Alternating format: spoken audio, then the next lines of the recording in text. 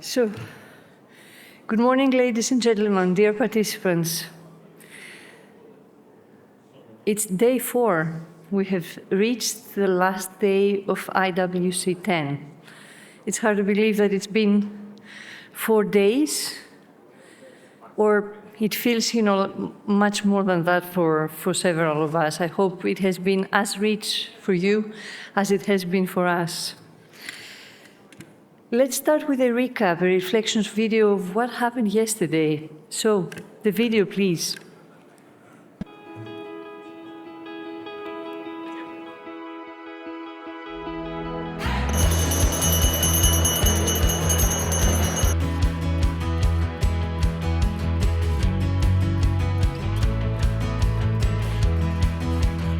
Day 3 of the IWC10 focused on the theme Bridging Past and Present, Innovative Solutions, Tools, and Impactful Approaches. The plenary session started with an intervention on the role of GEF in promoting integrated approaches in transboundary water management, including examples on water-energy-food ecosystems nexus, conjunctive water management, marine spatial planning, source to sea, to foster cooperation, strengthen governance, and support sustainable and systemic practices. That integration is crucial. Integration to tackle all sorts of environmental issues, but specifically water, which is why we're here.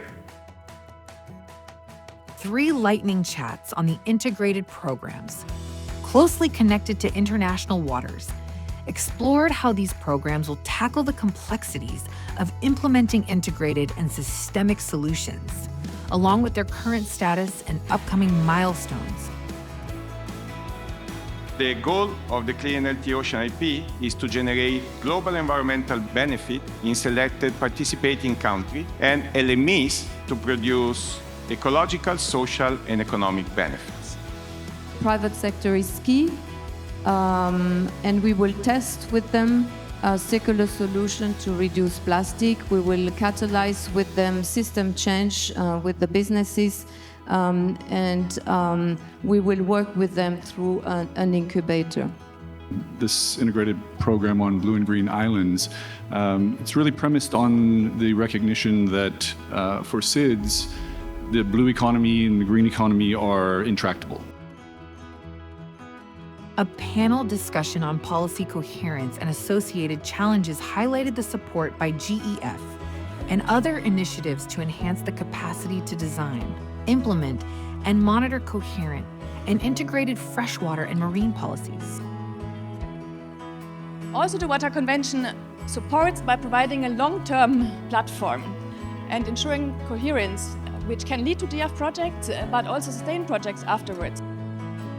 We need a long-term approach. We need coherency with scientists listening to you if you're governments, if you're in their negotiation. I just want to highlight maybe 3 areas where I think science can bring some solutions, both by providing a strong science evidence, through technological advancements, and through developing frameworks for collaboration. So the adopted text of the agreement identifies the GEF Trust Fund as part of the BB&J agreement financial mechanism. And this is the first time that the GEF International Waters Focal Area will now serve in a formal role in service to a multilateral environmental agreement.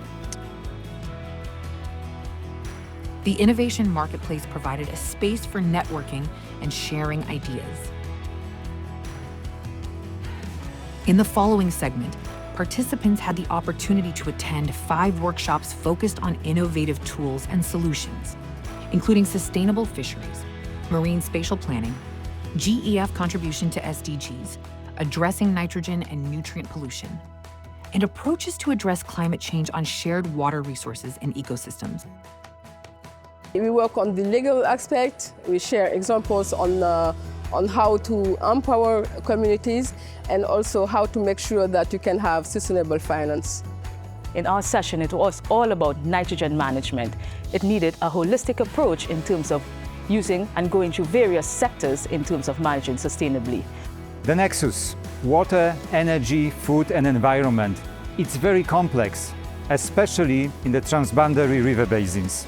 They showcased examples of regional partnerships, of how they are putting together different initiatives on MSP to join forces, join resources.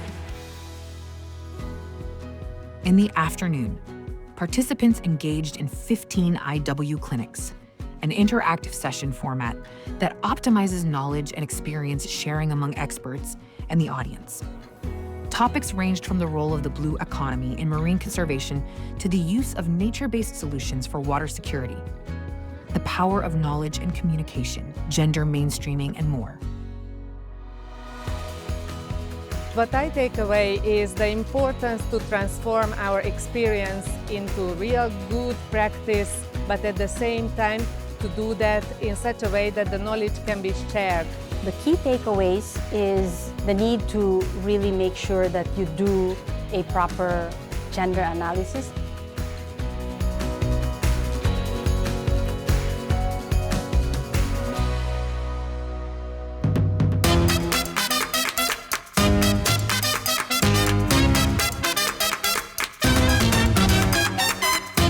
The day concluded with a gala event with traditional Uruguayan dances and a big party where participants celebrated their achievements, the power of networking and knowledge and new bonds crafted during IWC10. Most importantly, they had a lot of fun. As day 3 came to a close, the focus remains on collaboration and innovation to bridge past successes with future. The last day of IWC10 is about to begin.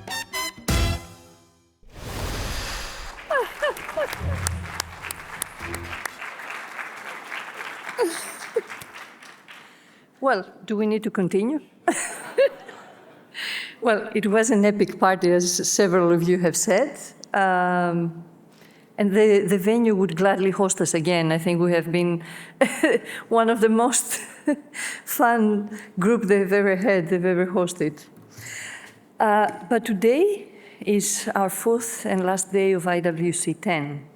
Under the theme, Transforming the Future for a Healthy Planet and Healthy People, we have 2 segments in this plenary. We'll start with the first one, which is Navigating the Future, Transforming International Waters with Innovation Technology.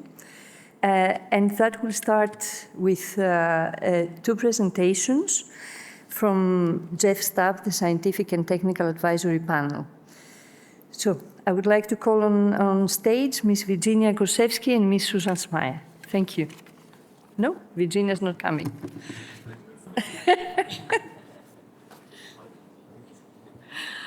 No, it's only me, and it's only one presentation, just to manage expectations.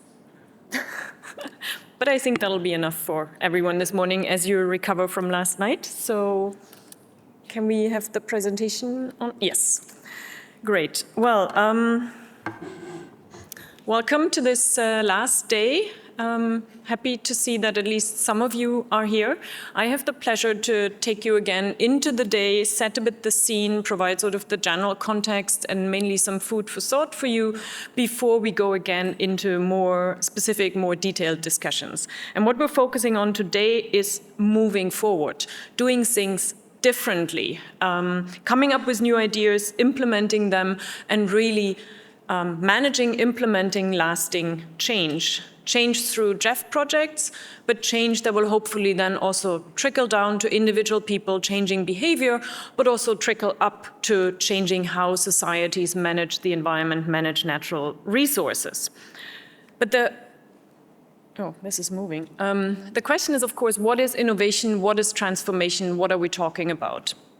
Very generally, I think we can differentiate between what I call here a business as usual scenario, where you just continue to do the same thing, and you might, in some cases, actually see change because external conditions change, technology changes, but you will still be within the actual system. And more importantly, you don't control the change, so you have no influence or limited influence on where you're moving, which makes improving the situation rather unlikely. And if any change occurs, it might not actually be lasting. If you're wondering what I mean, continuing with business as usual and expecting change is, how did Albert Einstein put it one day, we can't expect things to change if we continue doing the same. Or breaking it down to a more practical question, think about your last New Year's resolutions and how long they lasted and how transformational they've been. So you're probably in the business as usual scenario, at least speaking for myself. The second type of change we can think of is incremental change. That's something that societies tend to do these days, right? We implement a little change, we move a little bit forward. For example, we're increasing the height of dikes to fight increasing sea levels. And we're just moving ahead a little bit, step by step, often in response to something like rising sea levels. That's why we also call this incremental change adaptive change. But that, again, is not enough to really make a difference. What we're looking for in the GEF, but I think we should also be looking for that in societies more broadly, is transformational change, is really making that leap forward, doing things differently, not only within the system, but actually changing the system. That sounds quite revolutionary, but I think that's exactly what we're looking for. So moving out of the current system, out of the way we've been thinking, we've been doing, into an entirely new situation.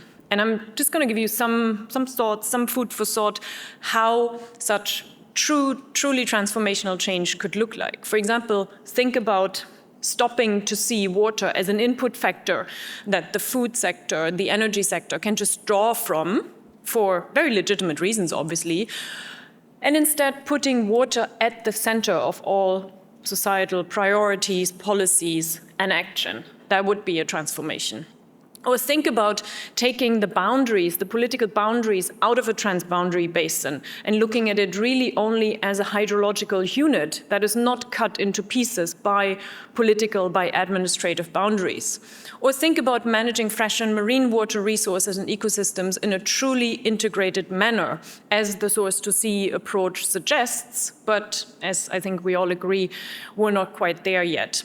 Or think about managing fresh and marine water resources on the basis of their own rights, the rights of nature, the rights of river discussion that has increasingly been developing, mainly at the national level. There's quite a bit of experience at the national level. There's no river or LME that has been granted rights at the transboundary level yet. Maybe something also for the GEF to think about. Or think about, instead of developing technologies that remove plastics, just getting rid of plastics. So these are just a few ideas of how transformational change could look like. I hope we come up with many more today, and I'd be curious to hear more of those from you.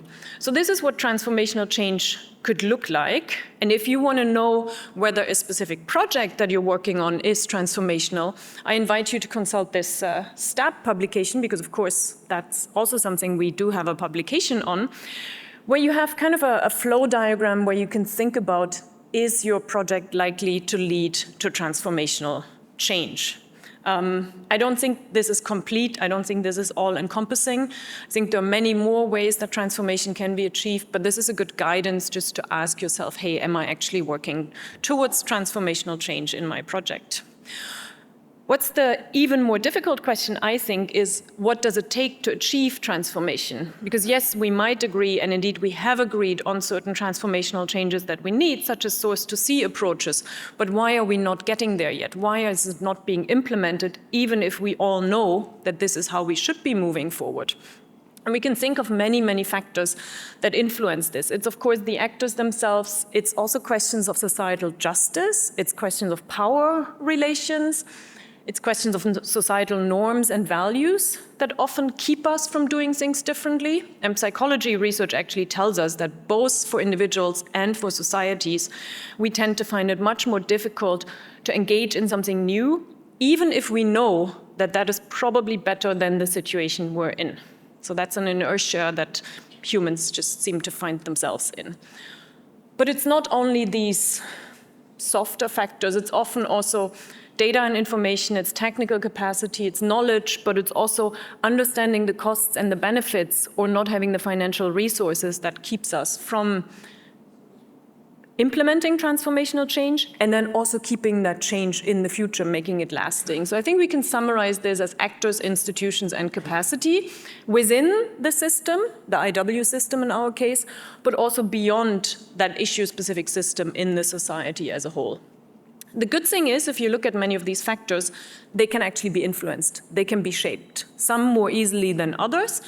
But if we think about them in the theory of change, of projects, we can see which ones we can actually shape and trigger and change with our projects. The IEO has a very nice graph on this that I invite you to check out. The link is also there, where you can see how different factors shape transformation and shape certain outcomes and the sustainability of these outcomes. So I think that's a very interesting graph to also look at when you think about how to achieve transformation in the work that you do. And I also want to sort of look at this from a bit of a different perspective. Transformation in international waters, thinking about it from the perspective of water conflict transformation, which is an approach that was developed by Aaron Wolf at Oregon State University, which specifically looks at transforming water conflict. So it's much narrower than water in general, but I think it has some interesting inspirations in it when it comes to transformational change in IW in general. Because the suggestion that he makes is that we have a four-step process by which we can really transform, so not only resolve or mitigate a conflict, but really transform the conflict towards lasting change and peace. And I think this we can apply to other transformations as well, which is first assessing the state of the system, analyzing where we are at in a basin or an LME, understanding the pressures, and identifying all, including those resistant to change, actors. Then moving into changing the mindset, thinking beyond boundaries, taking these political lines out of the ecosystems, understanding the costs of inaction and planning for transformation. Then, and I think that is really crucial, generating benefits for all, joint benefits that respond to people's needs, not necessarily people's interests. I want to have that much, but how much do I need? And then making that sustainable, so enabling lasting transformation by strengthening institutions, developing capacity, and providing the financial resources. And if you look at it, this is actually something that we do with the TDA sub-process in many GEF projects, right? We assess the state of the basin or the LME, we think about the challenges that we're facing, and we think about where we want to head to, the ideal state of the basin or the LME, and the steps that we have to take. Question for me is still, given how many TDA subs have been done and how many similar processes have been done in other regions that were not called TDA sub but followed the same logic, and how many of those have actually led to truly transformational change? And that's maybe also a question we want to discuss today. And with that, I just want to leave you with some thoughts on the way ahead that I hope feed into the discussions today. I think we really need to think about true transformation in a courageous way instead of doing more of the same as the GEF, as individuals, as societies.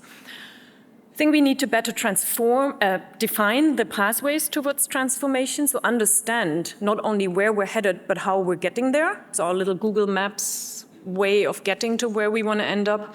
We need to work much more on the enabling conditions for transformation and ensure they're there, not expecting something changes without actually enabling that change, designing projects accordingly, and I think also learning across the projects. And with that, I would again invite you to consult some of our STUP publications that are relevant to the topic, and I wish you interesting and transformative discussions today. Thanks.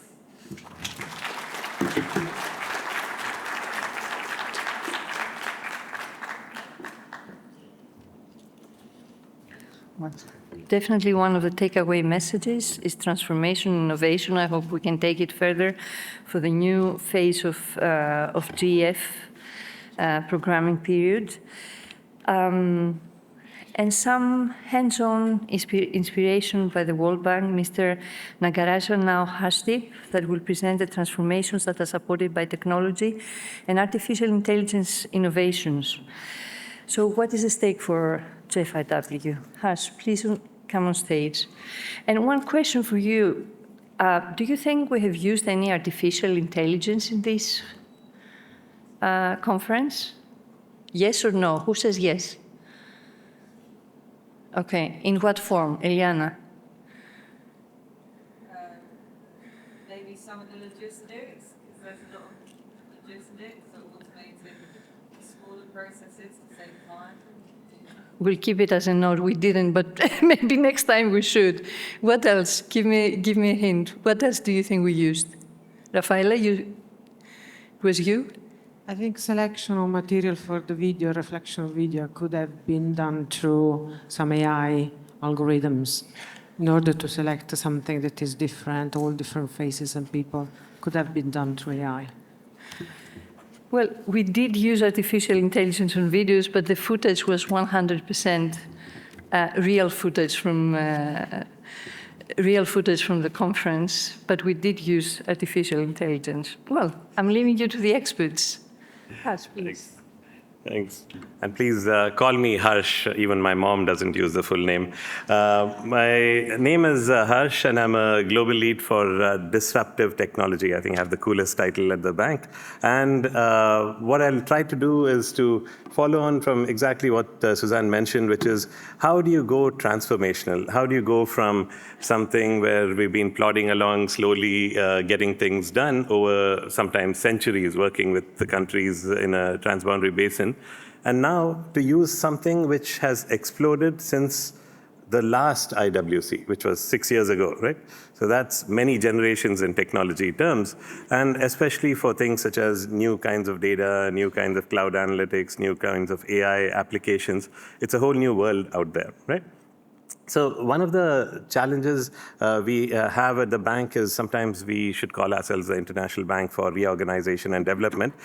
We have a changing mandate. And one, we've made a really good change on our mission now to include the word livable planet, which is kind of like the healthy planet version of the session heading that we have. And as part of that now, there's much more focus on things like climate mitigation, climate adaptation, biodiversity, natural resources, pollution, a whole range of these kind of issues that affect us all and are very relevant on the transboundary context as well. And one of the challenges with this is what Rumi identified in the 13th century, which is this elephant in a dark room, or sometimes they call it blind man and the elephant, where everyone looks at a different piece of the puzzle and we say, I do only one part of it and I don't do the rest of it, so I will only see what I want to see in this system. And it's the same when it comes to a transboundary basin, right, or aquifer in a similar way. Some look at the hydrology, some look at all the different uses that are there, different departments that are there. And one of the challenges is it's Einstein's theory of relativity, right, that what seems to be happening depends on who's observing it. So some will look at it only from one point of view, only groundwater, only gender, only pollution, only nitrogen, only this. And we then somehow, as part of it, we need to then see the bigger picture and see the whole beast in all of its glory in terms of pulling all these different elements together. And that's the big challenge we all have in a transboundary basin context. Luckily, and this is both for the basins as well as the LMEs, the EEZs that are there, and both have disputed areas, disputed bits, some are managed jointly and so on. And in all of these, the idea is how do you use new technology for this? So we look at 3 types of technology groupings. One is to look at data value chains, rethinking those, collecting data from new sources, whether it's sensors on the ground or Earth observation from satellites and drones and heliborne surveys and other things, and new ways to organize the data, analyze the data, especially using big data analytics, AI, new services, so that you can make dashboards, help support the data value chain to go from data to information to knowledge to decision support for either planning or operations, right? And the second big bucket is in terms of less on the software, more on the hardware, things which people change in terms of new materials, new ways of doing things, automation, robotics, a whole range of those kind of things, which are also very relevant for us. People are making 3D printed housing for sensors, for looking at water levels and other things, which are something like 1/100th of the cost of traditional systems now. Or new ways to connect people up together. For example, to virtual conferencing, learning ideas from each other, doing data hackathons like we're doing one soon in next month, and a whole range of virtual learning and other options. So all of these technologies, we need to make it part of the IW DNA in terms of all the work that we do as well. And especially on the data side, there are new ways to collect data from bottom up or top down, as we discussed, but also good efforts to do data rescue, to rescue all the paper data, where it looks like the only digestion of that data is happening by termites and not people. And also to see how we can use new tools and make a lot of this data, using all these buzzwords of technology, accessible to everyone. We have a lot of resources at the bank, and we'll also be happy to give you demos in the booth outside, which please go check it out, whether you want to see where deforestation has happened in the Amazon, or new ways to look at forecasts using GeoGLO's ECMWF systems for looking at any river flow segment and seeing what the flow could be in the next 15 days or in the last 80 years, estimates of those. But all those could get much better if a little more data was shared. And that's one of the things we need to work on together. Or new satellite imagery, like Ethiopia's new dam, for example, to see before, after type things from any date to any date. All these are global, and that's a really nice thing about being able to access these. But what's more amazing than the data is the visualization. Now you can visualize things in 2D maps, 3D maps, 4D maps, as we call it, 3D animated, or looking at interactive ways of organizing portfolio data and other types of things, or VR or AR and these kind of aspects, which we really should be doing much more of in all of our work. And for example, on the biodiversity side, where it's very hard to get good data, we've been trying to scrounge around and get a lot of different data services. And the nice thing about these is you can then visualize these in interesting ways, even for transboundary basins or for countries. For example, you can look at Ganges dolphin. So from the GBIF, they have 3 million species, and they have 3 billion observations that are cataloged. All of these are now accessible through the bank platform, which you can go in and access for each species or each grouping of species to see where they are located. And you can do analytics like this to say, look, in Uruguay, how many species do we have that are found only in Uruguay, and those kind of things. Or you can say, let's look at another country which has more kind of endemic species, like Madagascar, for example, right? So you'll see the red bits of, and you can choose only 100%. So you're looking at where 100% of these plants and arthropods are found only in Madagascar, nowhere else, for example, right, as a part of these. Or to look at all the transboundary basins of the world and seeing how much is there in terms of different types of species as cataloged by these GBIF compilations, which are the only public ones which are out there. Or you can say, I want to look at only, visualize them in new ways to say, I want to look at them only for Africa or something like that, and look at all the basins for Africa. And a lot of these kind of interactive tools are Kids team has built, which you'll hear from in a second, and to look at which basin has how many species of fish or how many species of mammals or other things, to be able to visualize this for all the basins of the world that are out there. And also to be able to take a lot of this data and be able to visualize them even spatially. For example, to make simple web apps like this, where we say, we're in Punta del Este here, is there any trend in rainfall? So let's go look. And this is what the department here has reported to WMO. So you can look up these kind of things for any place in the world with public data that's accessible on these systems. Or if you want to look at all the, let's say, the protected areas that are there in these areas, to be able to look at some of those types of things as well, and be able to look at these things, or every power plant in the world, every road in the world, all of these kind of things. But the big change that's happened is really the AI front, right? Where if you, depending on who you listen to, it's either the best thing since sliced bread. It can go in and automate all your tasks. It'll make us all do less work in the future, which is also maybe a good thing. And also, it can power a whole generation of new analytics, new ways of thinking about these. But there's the Terminator side of things also, where it can do hallucinations, it can make stuff up, it can show bias, it can you'll accentuate the digital divide that already exists, or you'll have maybe it could be an existential threat as well, and so on. So all these things we need to manage well as we go ahead into the future. But it's important to make sure that we can know what I is in terms of making sure that we can use it for our work. So some simple ways are, for example, you can do, this is a hydroinformatics app. You can do simple translations online now using AI. So you can say, let me see this in Spanish. So even the pop-up things will change into whatever language you want that's there from hundreds of languages. Or you can say, I can see it in Arabic if I want to, and so on. Or, and look at any data set such as satellite data for what's the level of Lake Tanganyika in the last few years, and so on, which you can leverage for any place in the world nowadays. Or you can take the last step thing that you guys did, Virginia and others, to say, look, it's too long, didn't read, think TLDR as the kids say nowadays, and say, can I make a summary of this using the ChatGPT, Copilot, and so on? So then it'll give you a little quick summary to say, okay, is this something I should be reading? Now it looks like I should be reading this stuff. But then you can say, I only speak Spanish, can I change this to Spanish? So then you could go in and have the whole thing translated into Spanish and the thing. Or if you're a little more literary and you say, I want this as a French poem, it'll give that to you as well. So that's the nice thing about using a lot of these kinds of new technologies. Puts a lot of power in everybody's hands, as you would have all seen. But even on video conferences, this is a cool one which we did recently. And it was a very long, drawn-out conference that we had. And it does meeting notes for you now, which is pretty good. And it also does follow-up tasks. It even says who did what and who said they'll do what and other things and all that stuff. So very dangerous, but very useful for a lot of our work as well in these.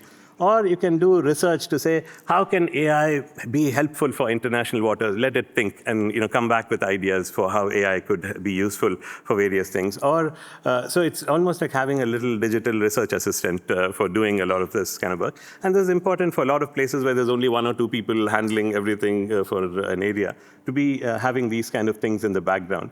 You also can use facts and say, give me examples of projects that the World Bank has financed on transboundary waters. So it'll go in and write little things and give examples from Nile Basin where we have people and others over here to try and say, what are the types of things that we've done? You can ask for more examples, all these kind of things. You can ask now for graphs even and say, draw me a graph of how population is increasing. Or you can say in a presentation, Andrew says, there's nobody to make me a presentation and I need it in 5 minutes. And so he can go in and ask ChatGPT and say, make me a presentation on Jeff's work on international waters. And it does a not bad job. Andrew, you have to go in and tell us if this is the kind of stuff that you want to use.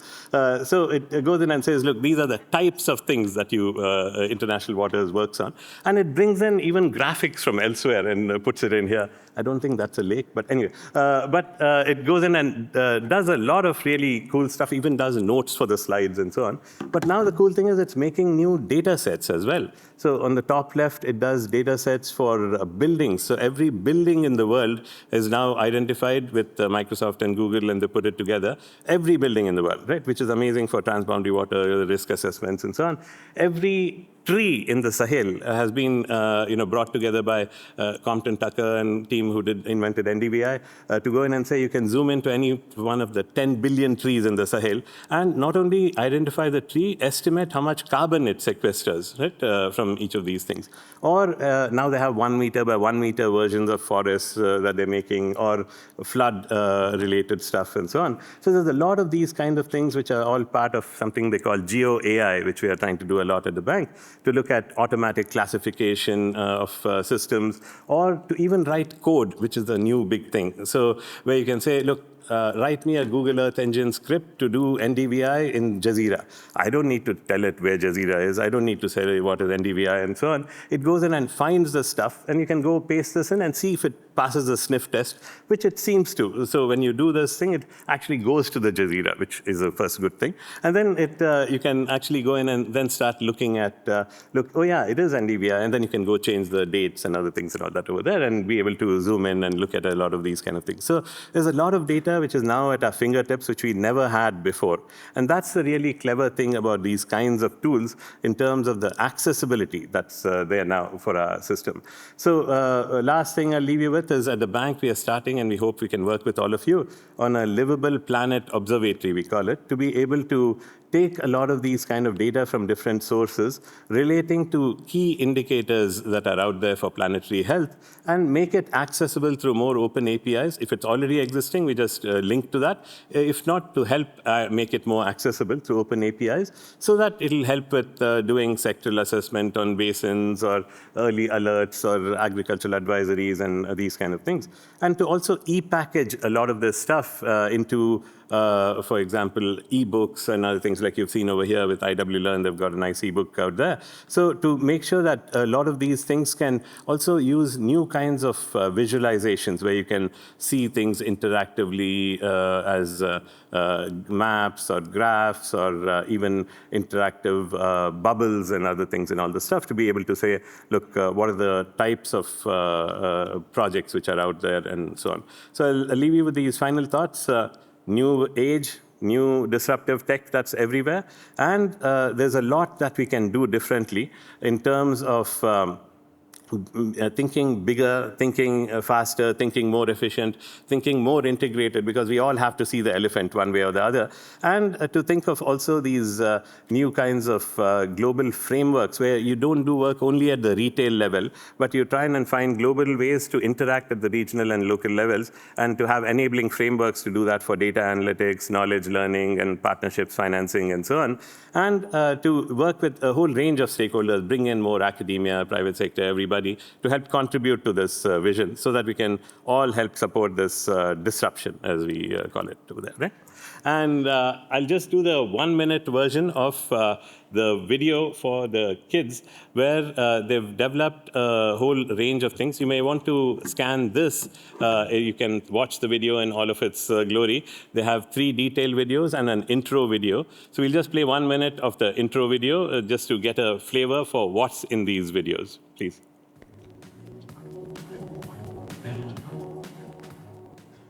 Welcome, everyone. We are living in a transformative era, one driven by groundbreaking advancements in data and analytics. Today, we'll explore how the cutting-edge technologies are reshaping our understanding of the environment and offering powerful tools for sustainable development. Let's dive in. First up, Harsh will give us a brief intro into the emerging data and analytics revolution. Then Aminul will introduce us to the fascinating world of Earth observation. He'll talk us about how satellites and drones are revolutionizing the data collection at multiple scales, offering unprecedented access to environmental insights. He'll show us how these technologies are being used to monitor global and local environmental changes, providing a bird's eye view of forests, cities, oceans, and more. Next, Giovanni will focus on in-situ data collection. He's going to explain how sensors and crowdsourcing apps are capturing the data on the ground and engaging communities in environmental monitoring. After that, Rishi will take us into the world of open data services like Google Earth Engine. He'll explain how we are using the cloud-based analytics and visualization to unlock the full potential of environmental data sets from biodiversity to land cover. Thanks. You can watch the details later, and also please come to our booth and check it out. There's a lot of different examples of things that you might find interesting along the way. And please do join us in trying to see if we can make more data accessible, more technology used. And anytime you need help, please do ask us. It doesn't matter whether it's implemented by the bank or not. We'll be happy to help in any way. All right? Thanks.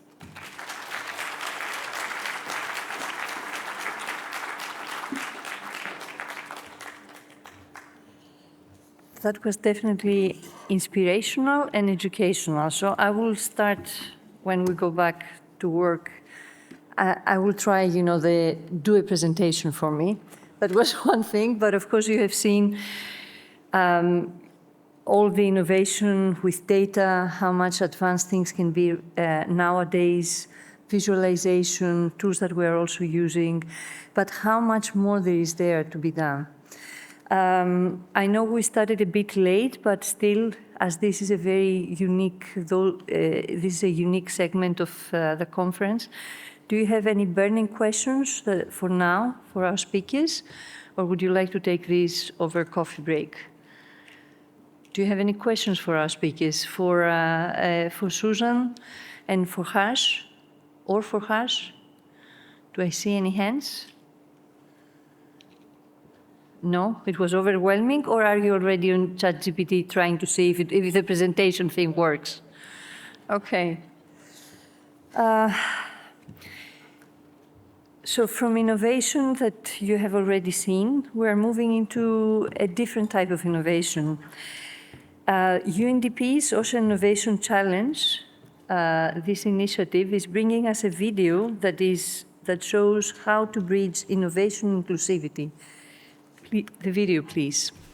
Water connects us all, sustains life, nourishes communities, and shapes our planet.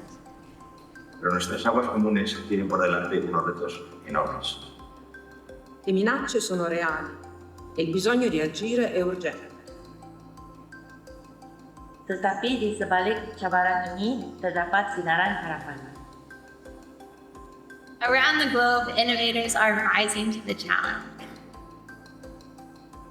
They're developing groundbreaking solutions, empowering communities, and transforming the way that we interact with our shared waters. La science, la gouvernance, les entreprises et les communautés ne sont pas des entités distinctes, mais sont liées. Al aprovechar el conocimiento local y empoderar a las comunidades, podemos crear soluciones verdaderamente sostenibles e impactantes. In the past 4 years, what we've really come to appreciate more and more is that ingenuity, creativity, and problem solving is not limited to development professionals. We have smart people all over the world who are able to solve problems with creative innovations. Aprovechando el conocimiento local y empoderando e involucrando a todos los sectores y comunidades. Podemos criar soluções verdadeiramente sustentáveis e impactantes. These are the faces of change. They remind us that solutions are within reach and that innovation is possible. And that together we can transform the future of our shared waters.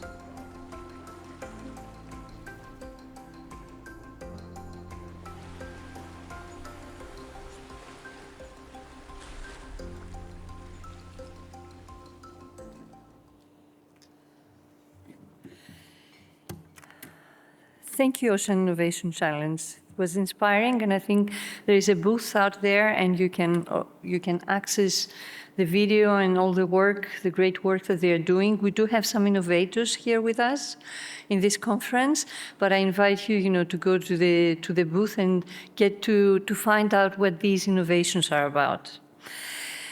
And this could not be, we couldn't be speaking about the present and the future without looking into inclusivity issues.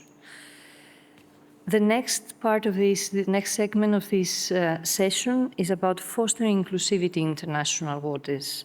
I would like to invite Ms. Verona Anceta Colante-Lebare, the Senior Gender Specialist of the GEF, on stage, and she will invite her panel. A diverse panel with youth, and I hope with some clear messages to be carried over. Thank you. Thank you, Constantina. Hello, everyone. I think I'm actually moderating the most interesting and I think the most energizing panel, picking up from last night. See, everyone is still up. My panelists, I was worried yesterday, but they're all here, ready to engage. So good morning, good morning, everyone. I'm Verona Colantes-Lebal. I'm the Senior Gender Specialist at the Global Environment Facility and part of our social inclusion team. I'm really, really honored to be moderating this panel and humbled by it.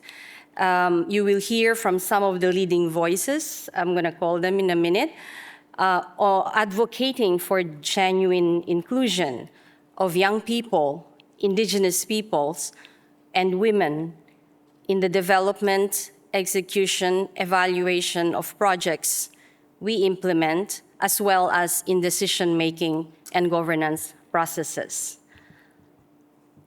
At the GEF, we take our stakeholder engagement very seriously. It has always been a key component of our programming cycle. But as you may know, at GEF 8, replenishment, with our programming directions, we had a stronger mandate for broader social inclusion. And it's even going to be more demands for us to do that. Since I joined the JEF in a little over 2 years ago, it seemed very far away. I had done a lot. I had also the privilege of being part of the JEF team that has worked and still continues to work on further strengthening our engagement with our key stakeholders and partners. So if you remember those who were at the JEF Assembly, we organized the Partnership Forum. Those who have participated in our constituency workshop, we systematically make sure that we have our non-government stakeholders, the young people, women, indigenous peoples, local communities, people with disabilities in our constituency meetings, because we believe that you are the voices from the grassroots. You are with the earth, you are with the projects, and so we really need to hear from you. So much about us. Let me now call to stage our panelists. We have young people, please, Eliana, Raymond, Valdelice, please, and Lucia.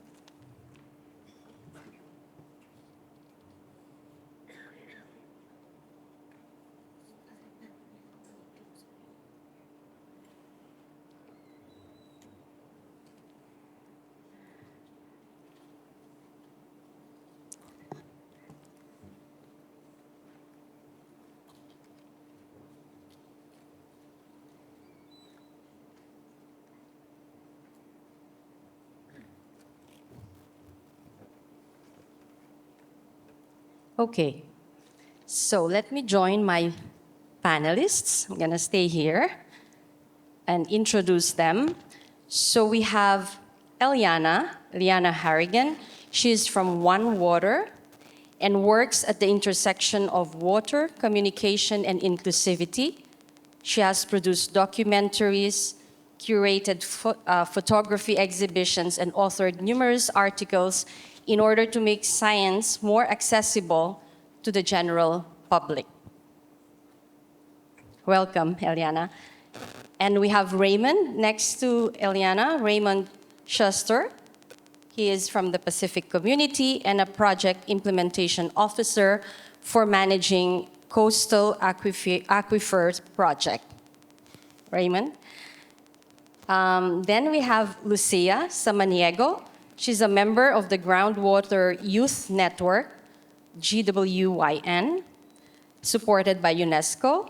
Lucia works for the Regional Center for Groundwater Management in Latin America and the Caribbean, and also a professor in charge of water resources management. Next, we have Valdelice Veron. Valdelice is a master in the way of living of the Guarani Kiowa women. Valdelice is an anthropological advisor to the Kiowa leadership and is currently finishing her doctoral degree in anthropology. So what we're gonna do is we'll take I will pose questions to our panelists, but before that, I've seen my colleagues and reminded me, because this is all about inclusion, we want to hear from you. And we have a question about fostering inclusivity, which, if I may ask our technical colleagues to post it. So for those who are maybe more behind and cannot scan the QR code, we are distributing some paper copies. Just for you, if you could respond to this question, what does fostering inclusivity in IW project mean to you? This is really important for us because we are gathering, we're in the process of consultation, in fact, for our GEF9 replenishment. Inclusion is a big part of the agenda.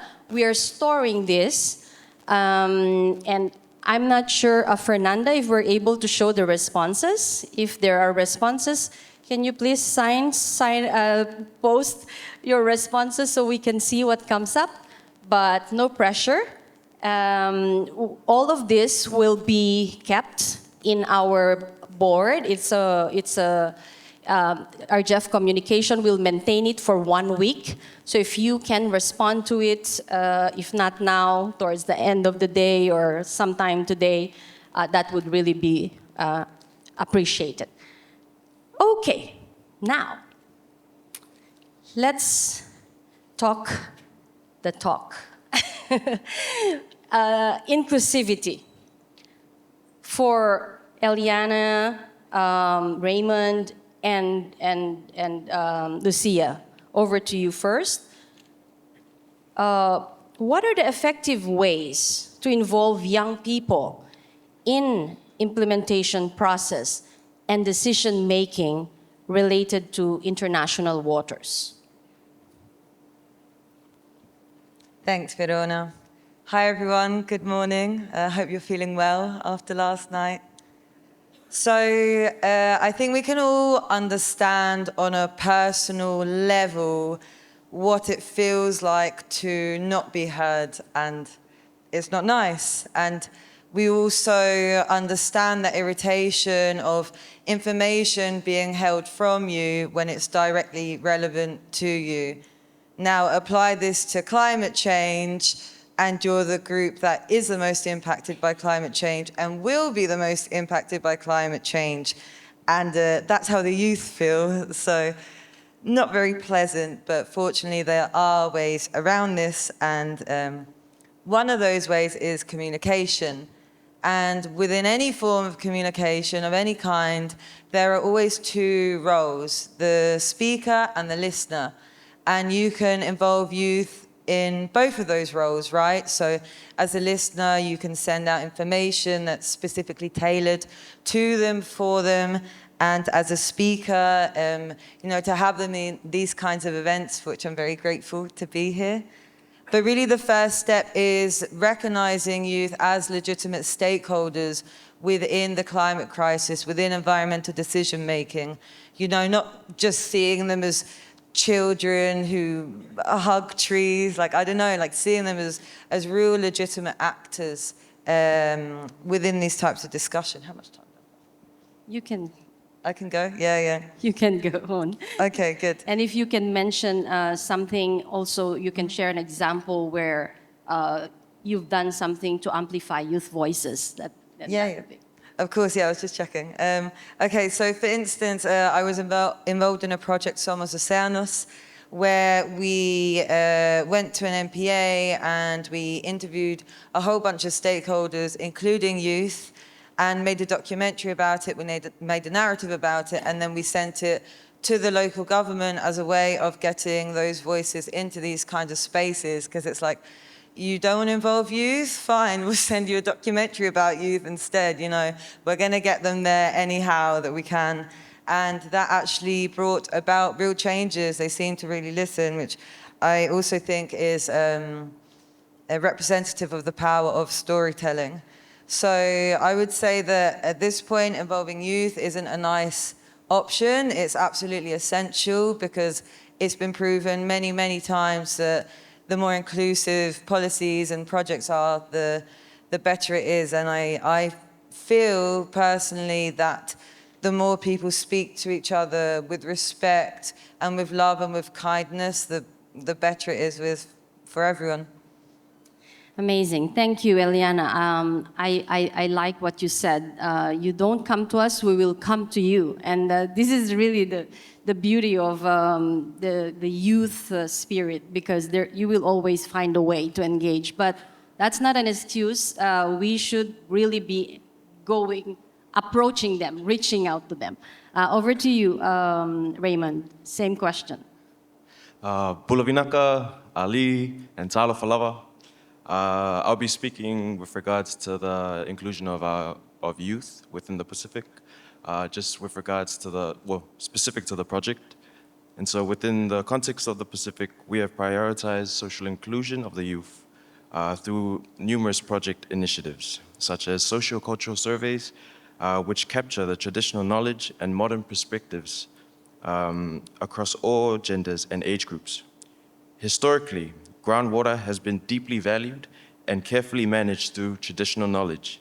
However, with the rise of rainwater harvesting, there has been a noticeable lack of transference of traditional knowledge across to the younger generations, and this in turn leading to misconceptions and resulting in the undervaluing of groundwater's significant role in building water security and climate adaptation. And so to address this, we've engaged youth through focus group discussions and are actively involving them in water resource monitoring programs, allowing them to take ownership and building their capacity around water monitoring practices. These initiatives reconnect them with the essential value of groundwater, rooted in traditional practices, while building their capacity to make informed water management decisions.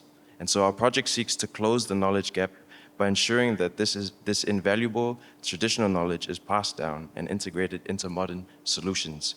And so we want to use this platform within our project to empower our young Pacifico people at the grassroots level to take initiative and to take the first step into becoming the leaders of their generation.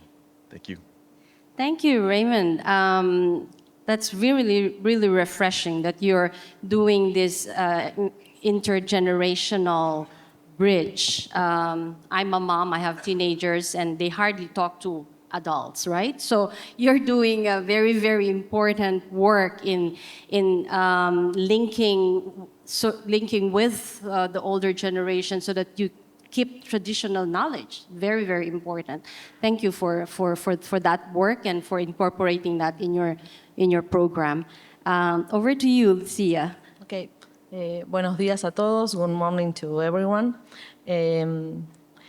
For me, in my opinion, implement educational programs in universities and study centers on the importance of water management and the challenges it faces, make agreements and projects that involve young people from the different countries, for example, that share an aquifer, to investigate together, create spaces where young people can express their ideas and proposals, such as forums, workshops, or discussion groups, as well as offer volunteer opportunities in organizations that work on water issues, which will allow them to learn and actively contribute.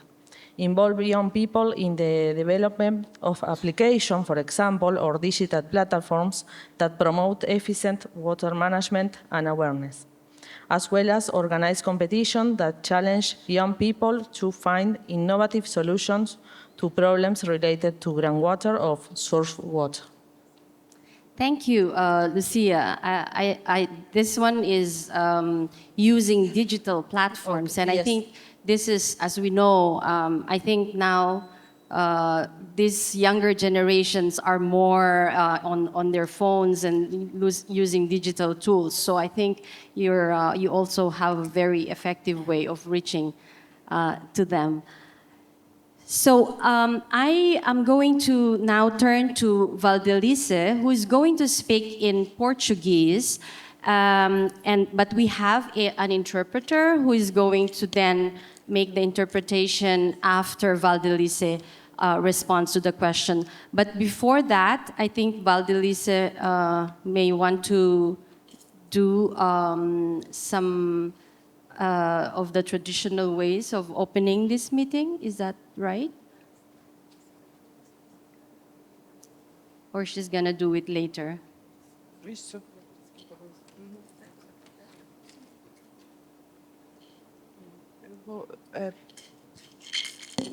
Pede para todo mundo se levantar para a gente. So she's asking you to please stand up so we can start.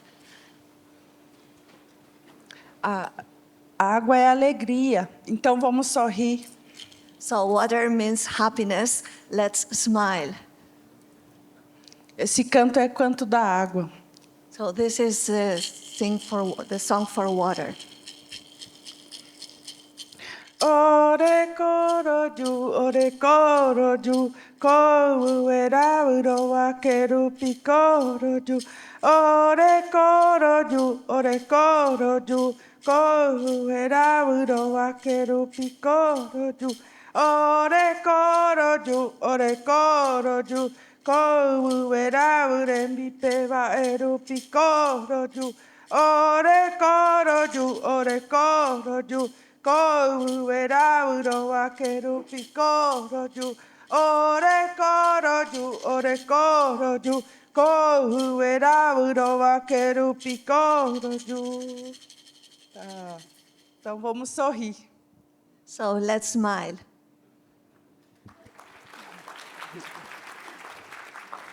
Thank you. So, Valdelise, what are your key messages to this crowd, to the IW International Waters crowd, regarding ensuring meaningful engagement of indigenous peoples, in particular women?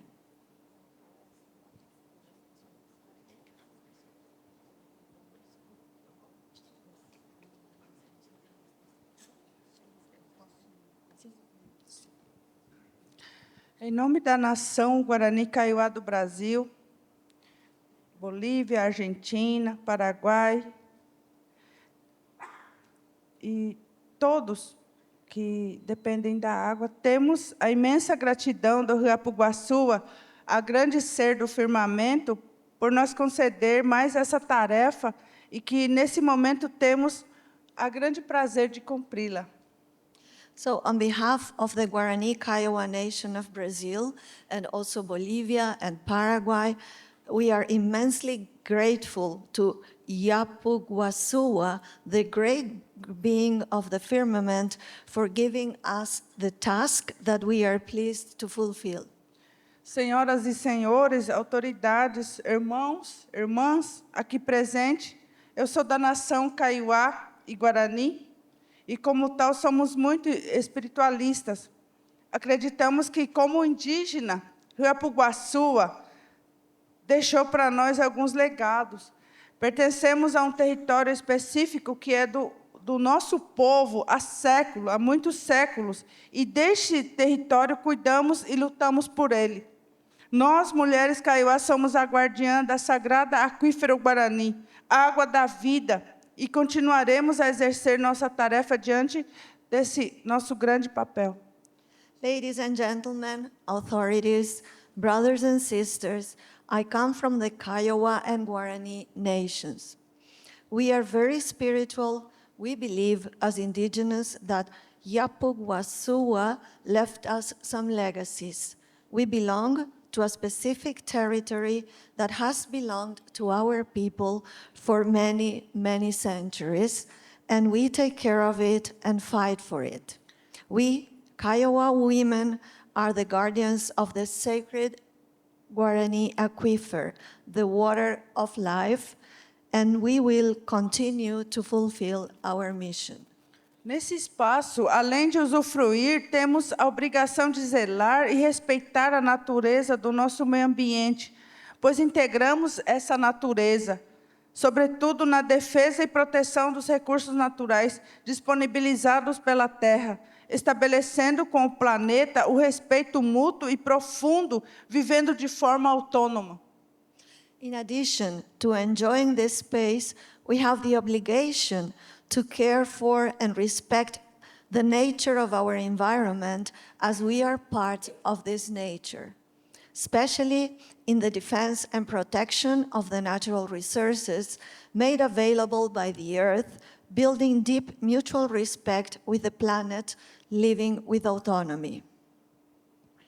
Durante todo esse tempo de vida, aprendemos com nossos anciãos a interpretar a voz da natureza através das manifestações e reações climáticas do tempo e do espaço.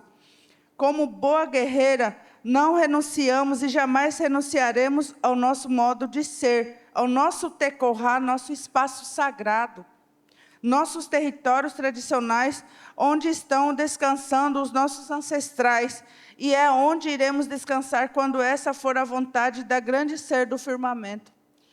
Throughout this lifetime, we have learned with our anxieties to interpret the voice of nature through the manifestations and climatic reactions of time and space. As a good warrior, we have not given up and will never give up our way of being, our tekoha, our sacred space, our traditional territories where our ancestors rest and where we will rest when the great being of the firmament wills. Porém, ainda estaremos cumprindo o nosso papel de preservar, lutar incansavelmente e de forma irrenunciável pelos nossos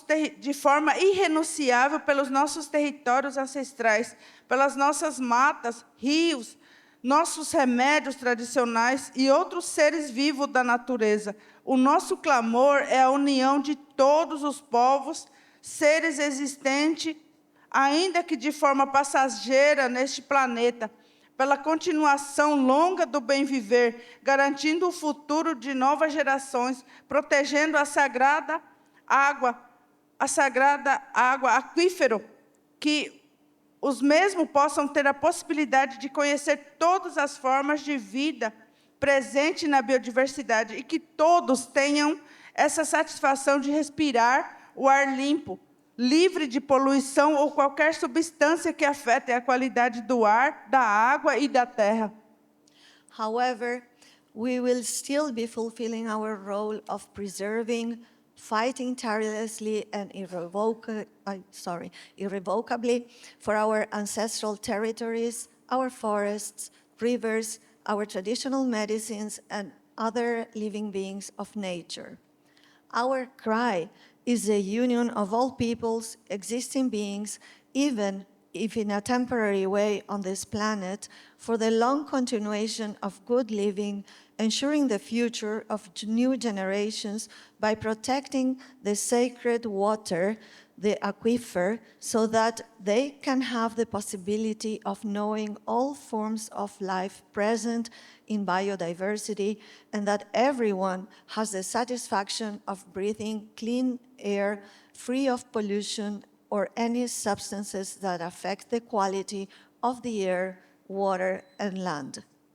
Que os nossos netos, filhos e todas as gerações sintam-se orgulhosos de nós por termos nos importado com eles, mesmo que não venhamos a conhecê-los, mas que deixamos esse exemplo de cuidado com a nossa casa, com a nossa mãe que nos abraça, que nos dá condição de cada dia sobreviver, que é a terra.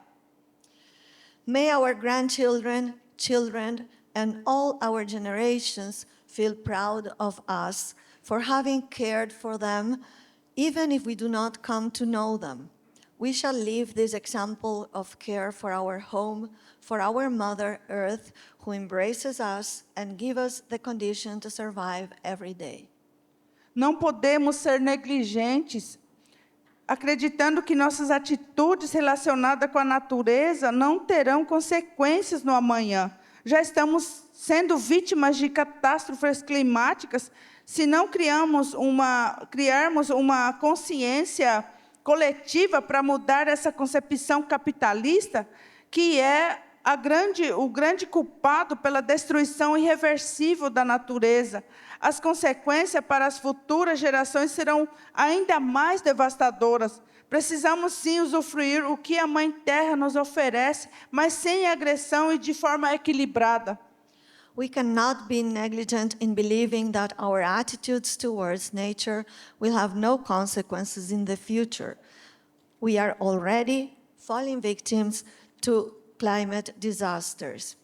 If we do not create collective awareness to change this capitalist conception, which is largely to blame for the irreversible destruction of nature, the consequences for future generations will be even more devastating. Yes, we need to enjoy what Mother Earth offers us, but without aggression and in a balanced way. Precisamos desconstruir os métodos destrutivos da biodiversidade, característica do modo ocidental e hegemônico na maior parte do planeta, e tecer a teia da vida, junto com os conhecimentos tradicionais, principalmente de nós, povos indígenas, dialogar com saberes e fazeres deste povo, que sempre construiu relação de reciprocidade com o meio ambiente, onde somos partes inseparáveis. Nós somos a parte da natureza, a parte do rio. Nós fazemos parte do rio. Assim, criar a sustentabilidade em primeiro lugar da vida, temos a plena certeza que, como nativo da etnia Guarani Kaiowá, possuímos legados, patrimônios de sabedoria e sensibilidade com a natureza, que vem contribuindo e que ainda tem muito a contribuir nos desafios à sustentabilidade equilibrada.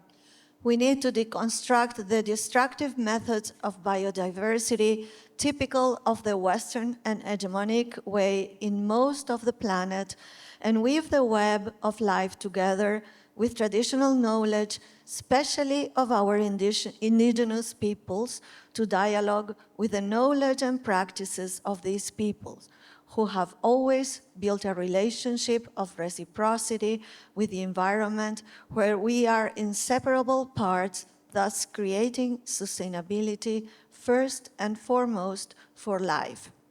We deeply believe that, as natives of the Guarani Kaiowá ethnic group, we have legacies, heritage of wisdom, and sensitivity to nature, which has been contributing and still has much to contribute to the challenges of balanced sustainability. Gratidão por esse momento tão importante, e vamos sorrir, gente. A água é vida. I'm very grateful for this moment, and let's smile, people. Water is life. Thank you. That's so inspiring. Not even going to attempt to summarize it, but I think you all got the message. We really thank her for bringing this message to this group.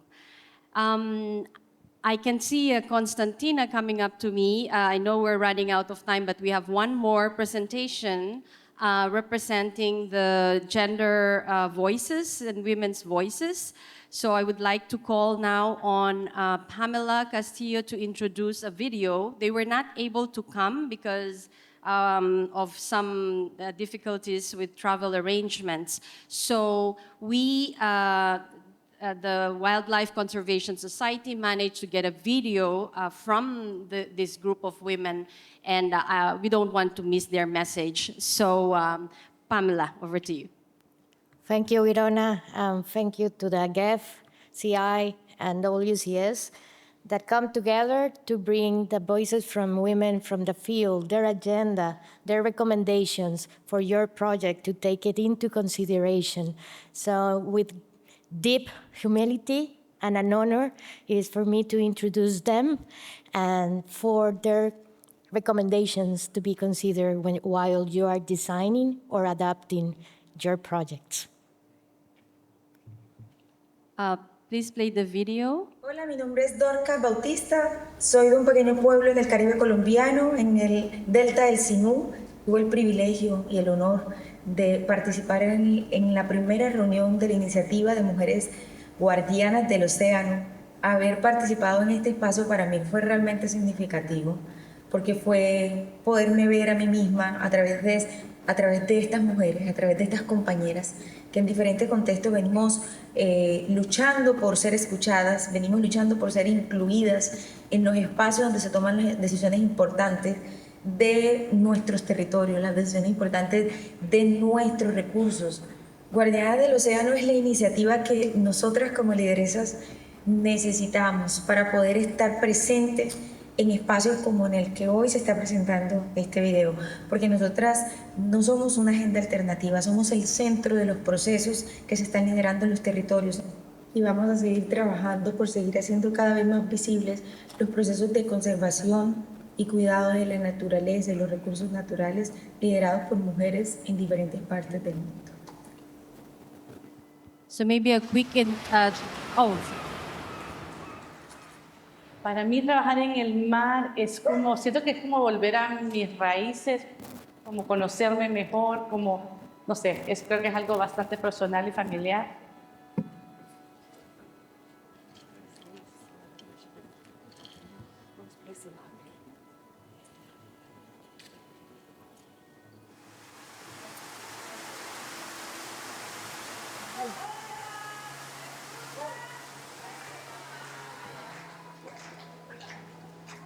Nosotros vivimos de la tierra, somos comunidades completamente anfibias, vivimos del mar en medio de los humedales.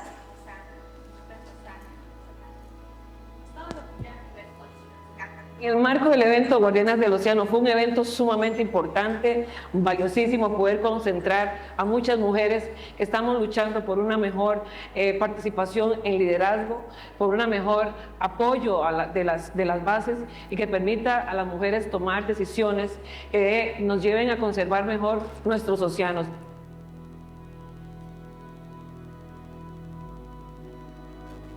As a conservation-based organization, we interact and we deal with the persons who utilize the natural resources that we're trying to conserve. We need to engage women because they're a valued stakeholder in the sector.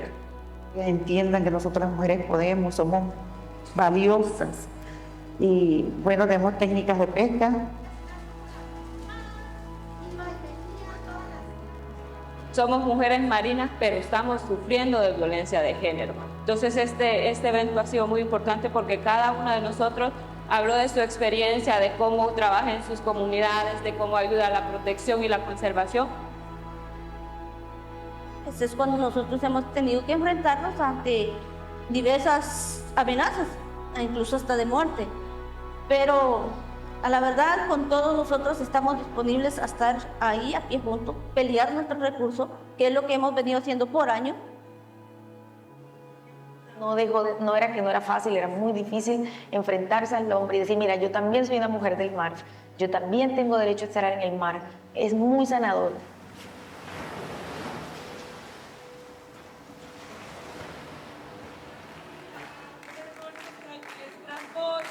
Una vida, nuestra inclusión, una vida, ideas de compasión, una vida, océanos del océano.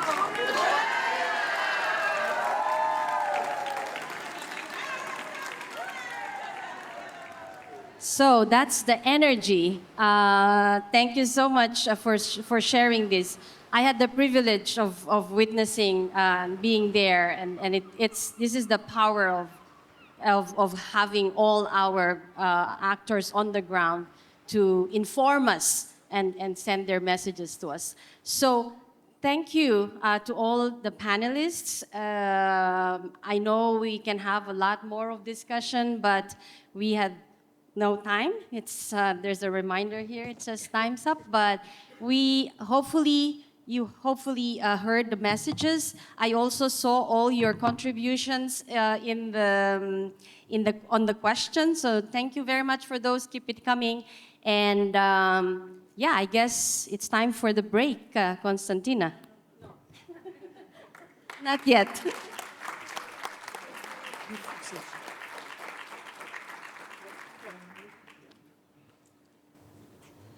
Not just yet. Now that you've had your coffees, and we have almost a full house. And before I hand over to the leads of the sessions that are coming up today, it is the fourth day, and it is a day about innovation and about future. Before we get into the pitches, I would like, first of all, I have two announcements. But in the meantime, I would like to ask the leads of the interactive sessions, the 3 interactive sessions, and the leads of the workshops in the afternoon to prepare for their 30-second elevator pitch. But until then, two very important announcements. First of all, we have a family photo that will take place right before lunch. After we finish, the morning sessions at 12:30, please go to the secretariat, and they will guide you to the area where we're going to take the IWC10 group photo. We hope that it won't be raining. That's the first announcement, so don't miss this appointment. And then the second announcement, as we are heading towards closure, the evaluation form is up, is in your application. Please go to polls and surveys and give us your very honest evaluation. We would like to hear what went well, what we can improve for next time, whether you enjoyed it, you enjoyed the content. I will not ask about the party. I think we've had enough feedback on that. But it is important for us to get your feedback in order to improve for IWC 11. So, I'm asking, I would like to invite on stage theme D, E, and F session leads. So I guess it will be Lorenzo. Yes. Lorenzo and Charlotte for, please take your seat for theme D.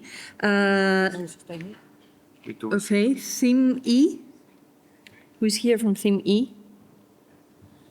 Okay, still taking breakfast? Yeah. Okay, we hope that they will arrive on time. So theme E is inclusivity, fostering inclusivity. So I guess, Michaela, you can do the pitch on behalf of IUCN. Oh, Laura. So you're here. Coffee was already taken. And last but not least, from these interactive sessions, we have theme F, looking into future, led by IDB. Do I see Raul here? Paula, Raul, who's going to speak? Okay, not yet here. So let's hear it from them, and then please, the workshop leads, please prepare for your 30-second elevator pitch. Let's go. Charlotte, do we do it here? Yeah, please. As you wish. Good morning. My name is Charlotte de Fontebert. I'm with the World Bank working on fisheries in the Indian Ocean and Southern Africa. I am pitching to you today theme D on sustainable fisheries and aquaculture management. So what, who, and how? What, we're going to be talking very informally about really interesting aspects of fisheries, including integration, which we have heard, regional integration, ecosystem integration. We are going to talk about climate change resilience. We're going to talk about gender. And we are also going to talk about innovative financing, including the Seychelles Blue Bond. So if you have questions about this, join us. Who? We have a really interesting panel of people from all over the world, from the Caribbean, from the Indian Ocean, from the Pacific, from the African Development Bank, and even from the Med, so absolutely everywhere. And a very different set of actors. How? We are going to make this fun. Our first promise is there will be no PowerPoint presentations. You're welcome. Second, it's going to be very interactive, and there's going to be a game which has been developed by one of our participants. And finally, I would say we are going to be very, very strict. This is my angry face. We are going to be very, very strict about time. And people will have, we're supposed to be serious. People are going to have finite amounts of time, and when people talk over the time, okay, do it again. Okay, you can hear it, there's a buzzer.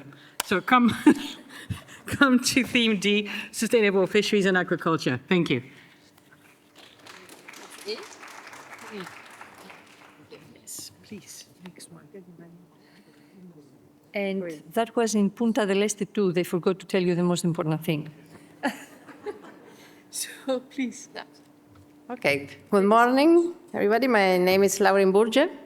Fine, 30 seconds. Yes. So World Water Assessment Program. We are having a session on inclusion, gender, youth, indigenous knowledge. And we want this not to be a side activity in the projects or today here, but a central focus, fully integrated. And it's not a matter about women or men or youth or indigenous groups. It's a matter of all of us together doing it in a very collegial way and being all feeling, understanding, and hearing. After hearing will be what we want to share today. We will share also very concrete methodologies, approaches, examples, so we can take home very practical aspects in the session. So we wait for all of you. Thank you. In Punta del Este 1. Punta del Este 1. Thank you. Here. Thank you. So is Theme F already in the room? No, they are preparing for the big show. Then in Rio C will be their show. So moving on to workshops. In the agenda you may have seen, or the printed agenda, but you know that the most updated one is the one on your application. In the print format, there were 4 workshops, but unfortunately the last one is being cancelled due to a health issue of the organizer that had to cancel last minute his participation. So only 3 workshops, and here we are, Christine. So I'm here to invite you to the workshop organized by UNDP and UNEP with IWLearn.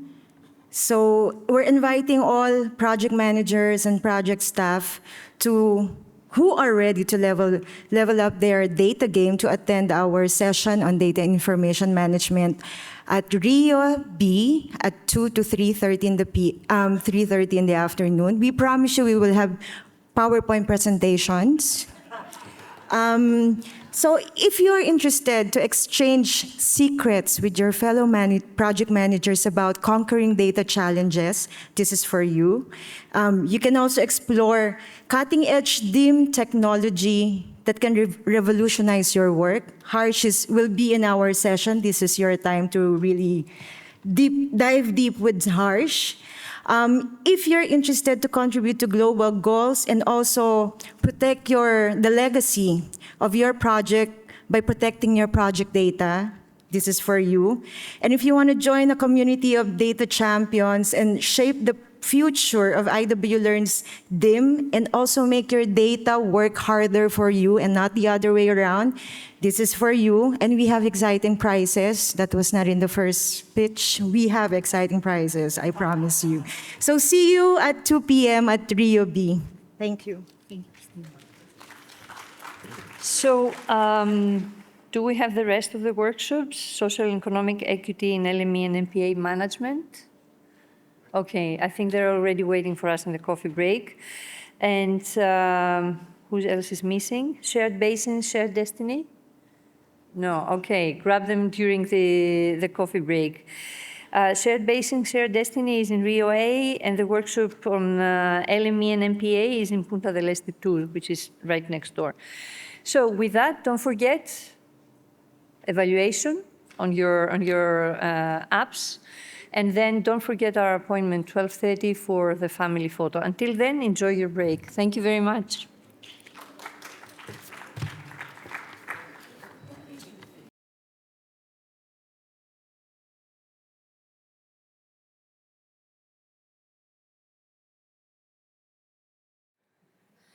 This session will show you how diverse we are, because you will see, various formats of reporting back. Some start very interactively and creatively, while others, follow a proper format. So, shall we start with Theme A? Well, Theme A, I think, being one of the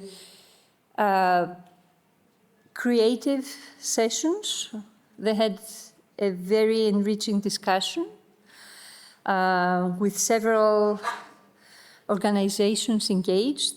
It was led by UNDP and co-led by UNIDO, with several other co-organizers. And that was dedicated to TDA SAP. So it was the evolution and innovation towards the next generation of transboundary cooperation from assessment to action. And they thought that the best way to present this is through a video of Vladimir.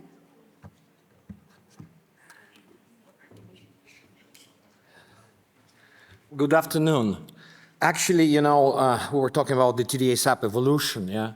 But we always forget how it all started. And it started 20 years ago when IWC Learn in the first phase developed a training on the TDA SAP methodology, and some of experts from different organizations gathered together in UK and went through this training methodology and were making adjustment.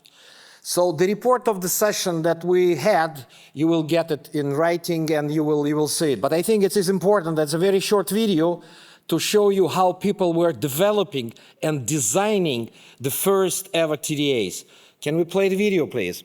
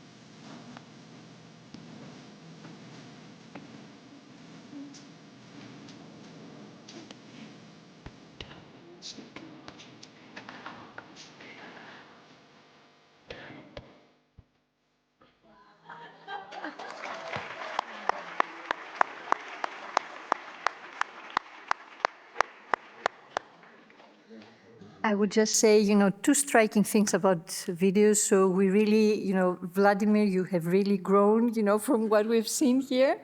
And then there was only one woman. So I'm very glad that I see, that we have almost a gender balance here. So very, very proud of that. So we went from one woman to a 50%. So well done, community. Theme B, I would like to call on stage Ms. Isabel Vanderberg from UNEP.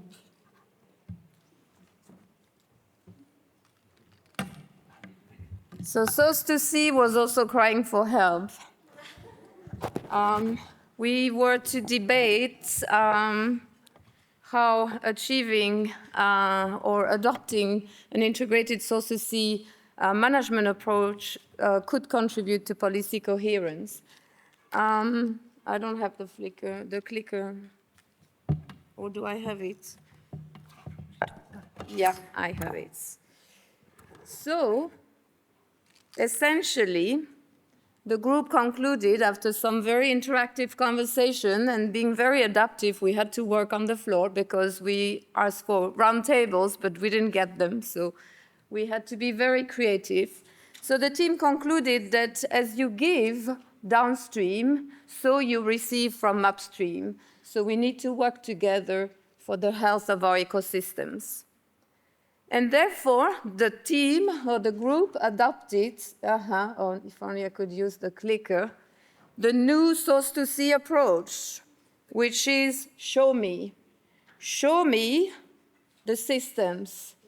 Show me the health. Show me the ocean. Show me the water. And the M&E stand for monitoring and evaluation. And so if we answer all of the questions below, which are one per challenge, we will achieve truly source to see for policy coherence. So who are we? Who are our stakeholders? Where's the money coming from? Upstream, downstream? What are the fears and the threats? How does it work? What tools do we have? What guidelines do we have? What are the opportunities and investment if we work together? What data do we need if we work together? What impacts and sustainability can we achieve if we work together?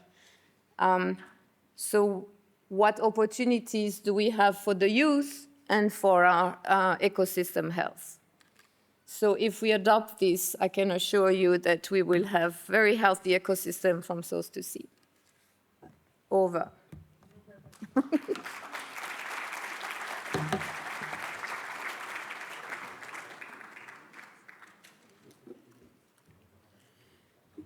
Theme C on stage towards a 30 by 30 target across the globe, reported by Olivia Reed. Thank you.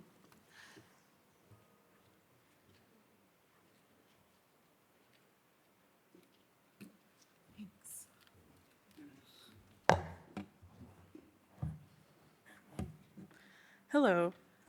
So our session was the Towards 30 by 30 across the globe, led by Conservation International in partnership with the Nairobi Convention, MedPan, MedFund, TNC, and UNOPS.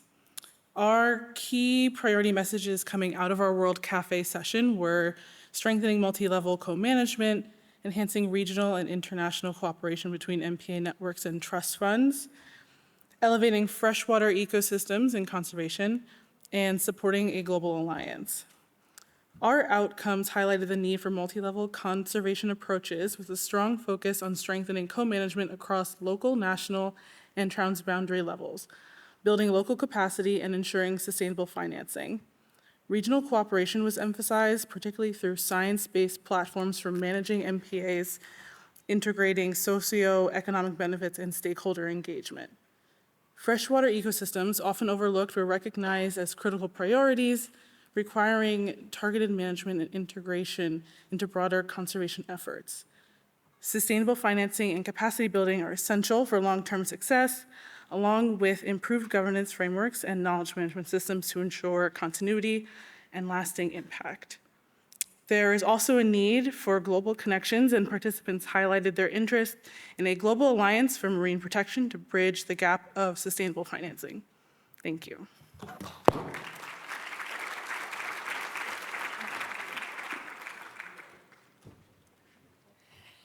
Thank you, Olivia. Next on stage, Theme E, reported by Nerissa Laki and Tara Gabriel from the University of West Indies.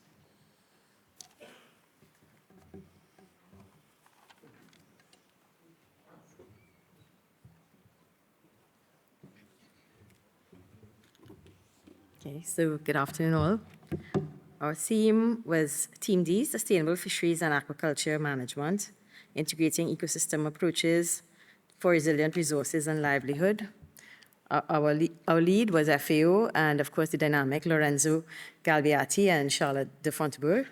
We had a very dynamic and engaging session, purely interactive as promised. We had no PowerPoint presentations.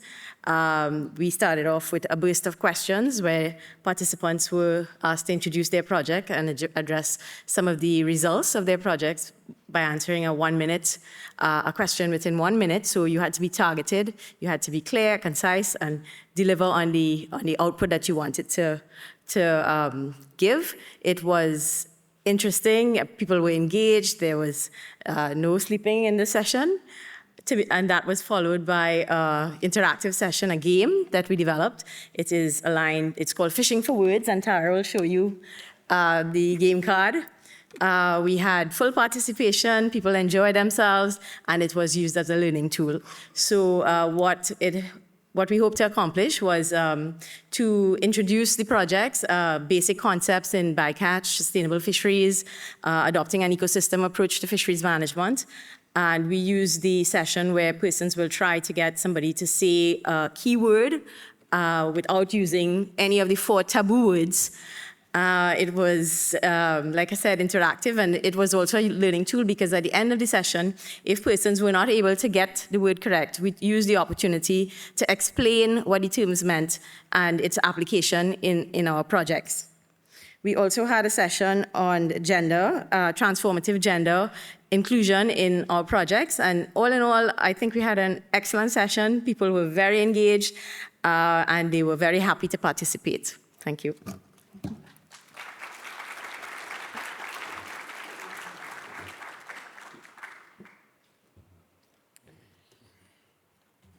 Next on stage, reporting on theme E, fostering inclusivity, gender and youth engagement in IW projects, is UNESCO WAP, Laura Imburger. Please, Laura.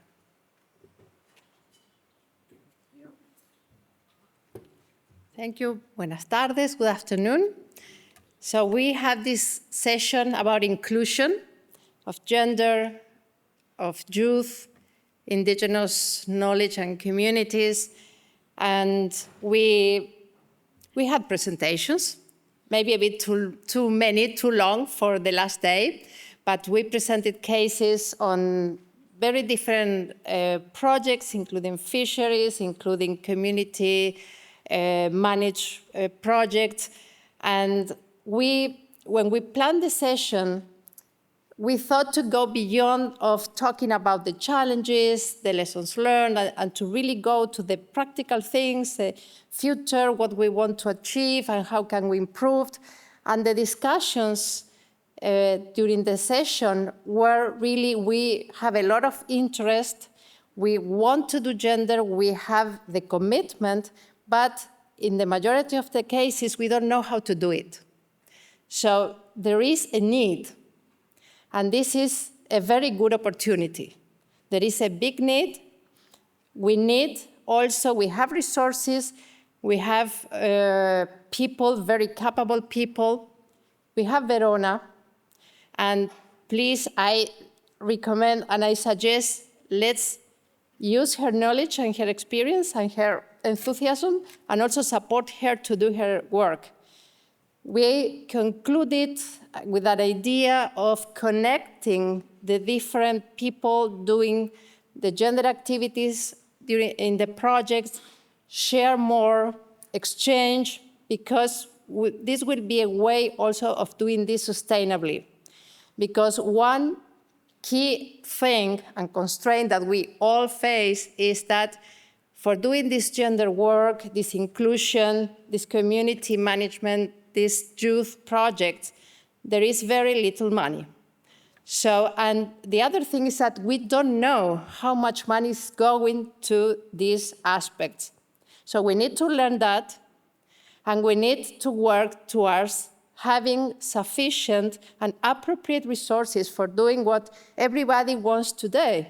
Because as we saw in the photo, we are very proud that today there is not only 1 woman and 10 men, but we are equal here. But let's translate that to the field and to our projects. So I think this is an important message to take home. We are very enthusiastic. We all want to do this. Let's help each other. So thank you.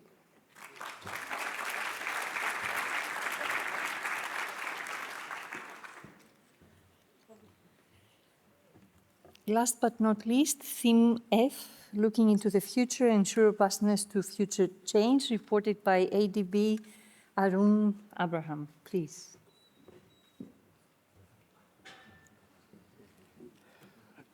Thank you. Our session was about looking into the future. And as we look into the future, we're facing a very complicated climate and nature financing architecture. And in that context, we've got to deal with this commitments by our country partners for NDCs, NBSAPs, NAPs, NIPs, all sorts of action plans. And so I think it's important that we look at trying to integrate them all together and align them and coordinate the processes. And in that same context, many institutions, whether it's a multilateral development bank, a UN technical institution, an NGO, are having to make structural innovations to be able to modify their delivery models to be able to serve their clients better. One of the other themes that emerged in our discussion was the importance of developing robust, flexible, and important toolkits that are subject to continuous improvement. And we've learned about a few of them in the session. The AFDB is doing the adaptation benefits mechanism, something very new and innovative. Many of the organizations, not only banks, but clusters or groups, consortia, are looking at blended finance models. Nature-based solutions, coastal resilience is now a hot topic, an emerging priority in many of the regions, particularly Asia and the Pacific. And we need to find ways to accelerate financing without compromising on the quality. The other lesson that emerged was the importance of creating ways to engage meaningfully with the private sector, to address their business use case. And the best example that we heard of in our session was the phased approach, the kind of programmatic approach that IMO used in this GLOW suite of projects, where there was internalized learning at each phase of development, the GLOW ballast, the GLOW fouling, and the GLOW noise. And so that was a very good model to have, where they've engaged directly with the shipping industry. The other lesson that came out of the discussion was the importance of working with multiple stakeholders, multiple partners, so that you can leverage on the comparative advantages of each organization. It's not only about the financing, but it's also about the community engagement and all the intermediaries that are involved in both at the project and the program levels. And finally, we're looking at financing.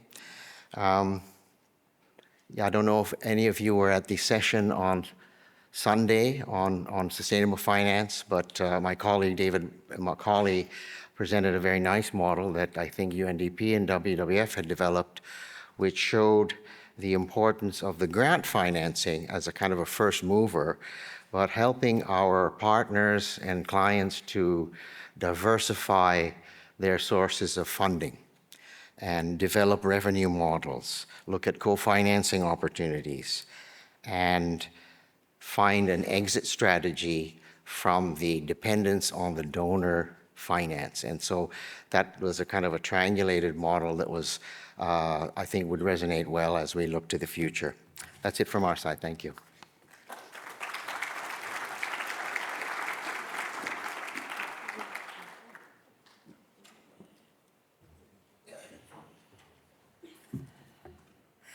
Thank you very much, Arun.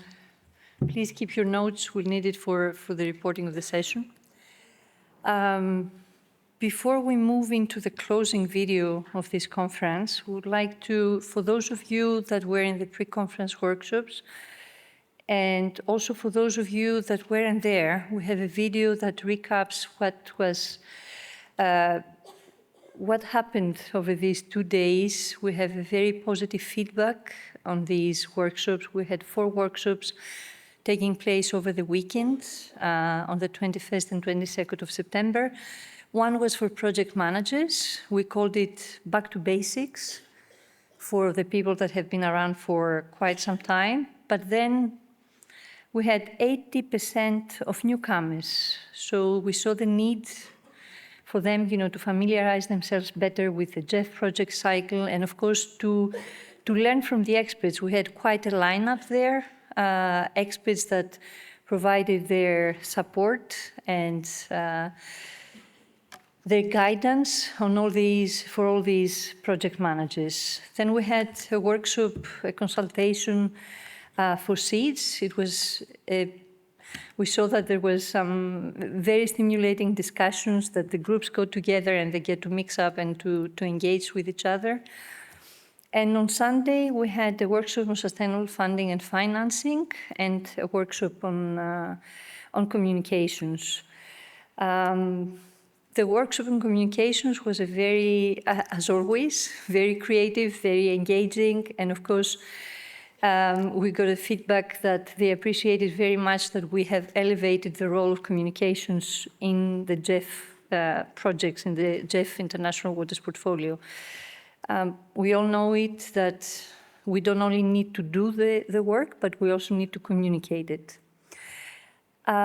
I will not say more about the funding and financing workshop, because we have two of our counterparts and partners here with us, from CAF and IDB, to share their reflections on these workshops. But let me just tell you that we had a record attendance. Attendance on day 2 was over 200 people. More than 160 people attended this workshop. So thank you very much for this. But please, let's watch and see what happens.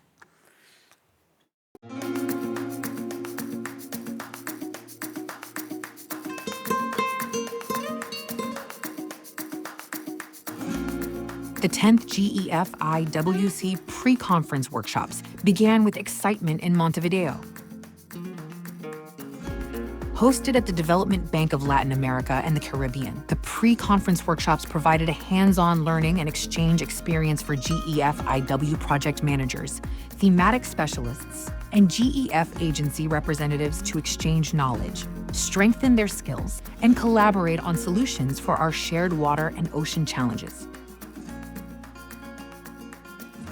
So today we're focusing on needs and priorities that the GEF portfolio has already brought forward. On day 1, the project management workshop covered the GEF project management principles with a mix of theory and practice, featuring experienced project managers who provided practical insights on managing IW projects, while a parallel session focused on boosting the impact of GEF-funded SIDS projects and raised awareness of its needs. A lot of people are facing the situation of the project extensions.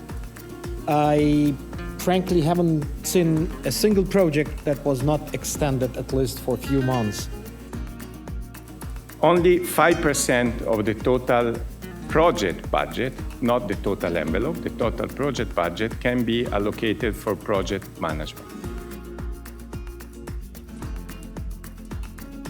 On day 2, the spotlight shifted to sustainable funding and financing, where participants familiarized themselves with the GEF IUW community with funding and financing options for post-project sustainability with concrete examples by 4 multi-development banks. At the same time, a communication workshop encouraged participants to sharpen their storytelling skills, leveraging visual narratives and innovative reporting tools. In the context of international waters, we are working now in a new facility. This integration facility has 2 tools or 2 mechanisms that are offered to the countries in the region to get access to technical resources for regional projects.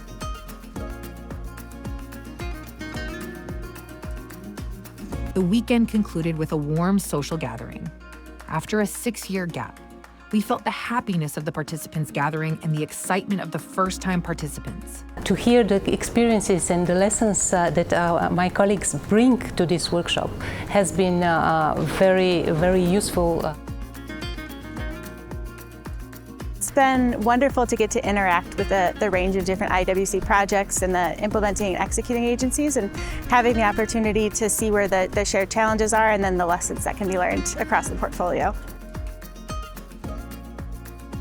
The GEF partnership and the IW Folklore are only successful based on the time that we all invest into it. It's a partnership, it's a family. And so the more we put into it, I think the more we all get out of that. The film festival showcased powerful stories of environmental impact from around the globe, anticipating the transformative work ahead. As we look forward to the coming days, the 10th GEF-IW conference promises to be a platform for transformative actions and impactful solutions for a sustainable future for our water and ocean ecosystems.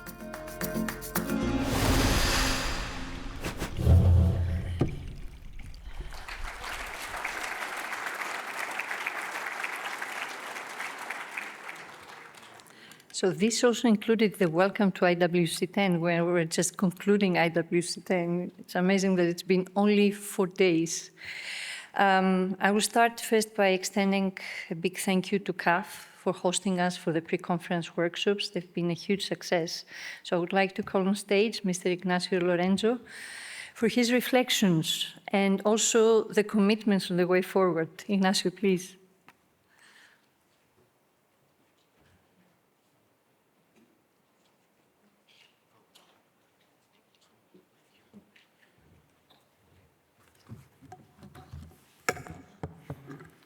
Good afternoon, everyone. It's a great honor to address you in this closing session. First, let me congratulate IWLearn for this great conference, most attendance, and also I have learned this morning say that will be one of the most remembered. I would also like to congratulate the government of Uruguay for its leadership, in particular Minister of Foreign Affairs and Minister of Environment, for beyond the conference, so many things were achieved during this week. The first meeting of the Guarani aquifer system, the 337th meeting of the La Plata Basin coordination mechanism. Also, the realization in these initial days of the first marine protected area in Isla de Lobos, where some of you went there on Tuesday in our visits. And also the commitment made by the Ministry of Foreign Affairs in the opening regarding the engagement with Brazil and Argentina on what will be the first project for the Southwest Atlantic. Let me, of course, also bring our appreciation to Jeff and the Jeff Secretariat for all your involvement and support to IWLearn. And also, of course, thanks to the IWLearn board and Madam Constantina for the trust in CAF for hosting the pre-conference in Montevideo during Saturday and Sunday. CAF, as a regional development bank and a Jeff agency, is fully committed to the international water agenda, and we see ourselves contributing in two perspectives. The first, regional governance. CAF is owned by our countries of the region, and it serves their priorities and their objectives, including integration and sustainable development. We see the IW agenda as a key component of such a strategic agenda, and CAF is to become the main partner to achieve such goals in Latin America and the Caribbean region. And secondly, on the issue of finance.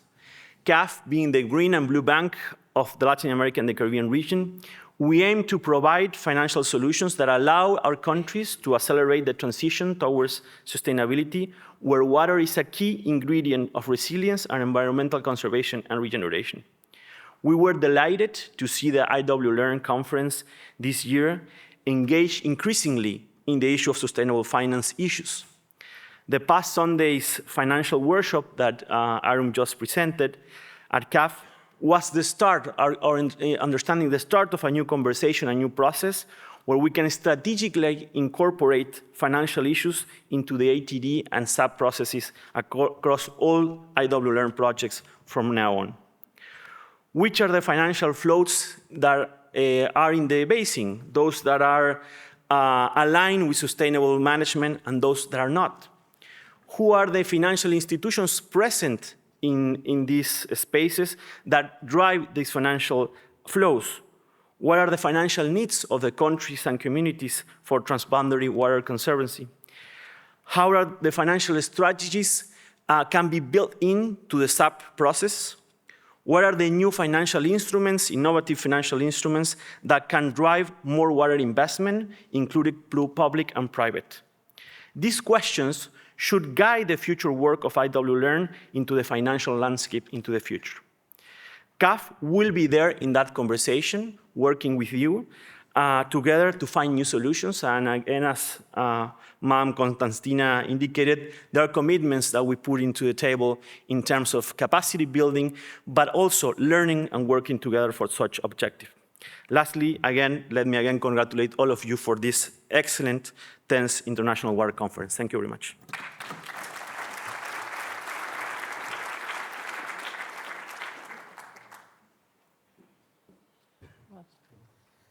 Let's see, we got one of the regional MTBs already committing to continue working with us on capacity development, sustainable funding and financing. Do we have a commitment, one more commitment, Raul? Please, come on stage. Mr. Raul Muñoz Castillo from IDB. Thank you, Constantina. Constantina asked me to stick to 20 seconds, so I'll be brief. No, thank you. I can just echo what the colleague from CAF said.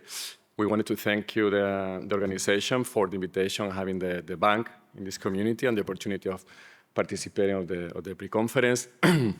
We were surprised with the level of participation, actually with a high level of engagement, good questions, good quality in the presentations. For us, it's clear that we need to continue the conversation in this topic, and we are committed to have an engagement with IWM to support the mainstream of sustainable finance and ILAC. So I hope you all have a safe travel and see you around, and looking forward to the next conference. Thank you so much.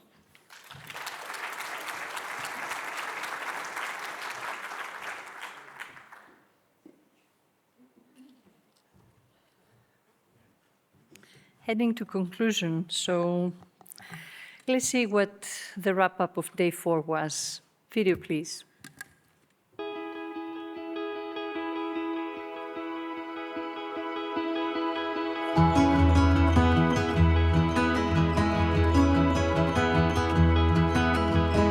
The show is here, so join us in a couple of minutes. On day 4 of the IWC10 conference, the focus was on transforming the future, opportunities and challenges. Experts engaged in thought-provoking presentations, stressing the urgent need for transformative approaches to managing shared water resources. They also delved into cutting-edge technological innovations, examining how these advancements can drive more effective and sustainable solutions in the international waters context.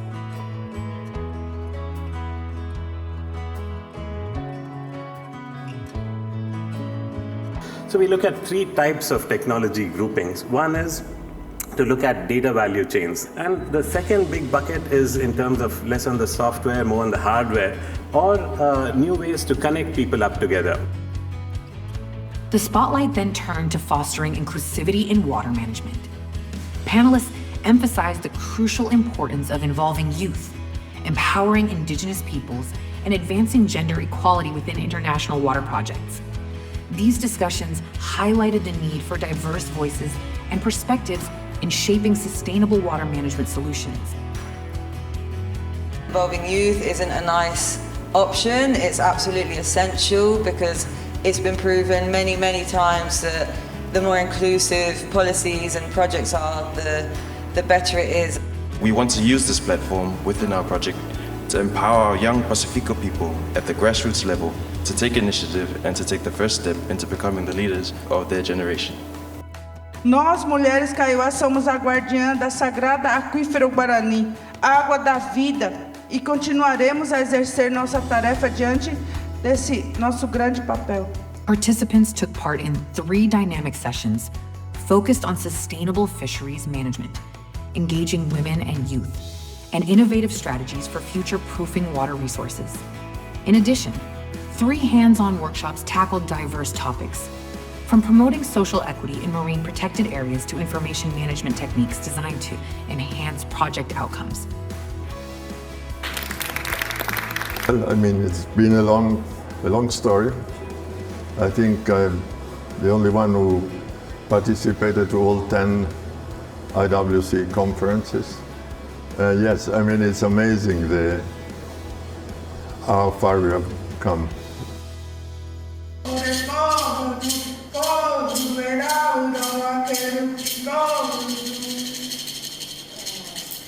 let's smile.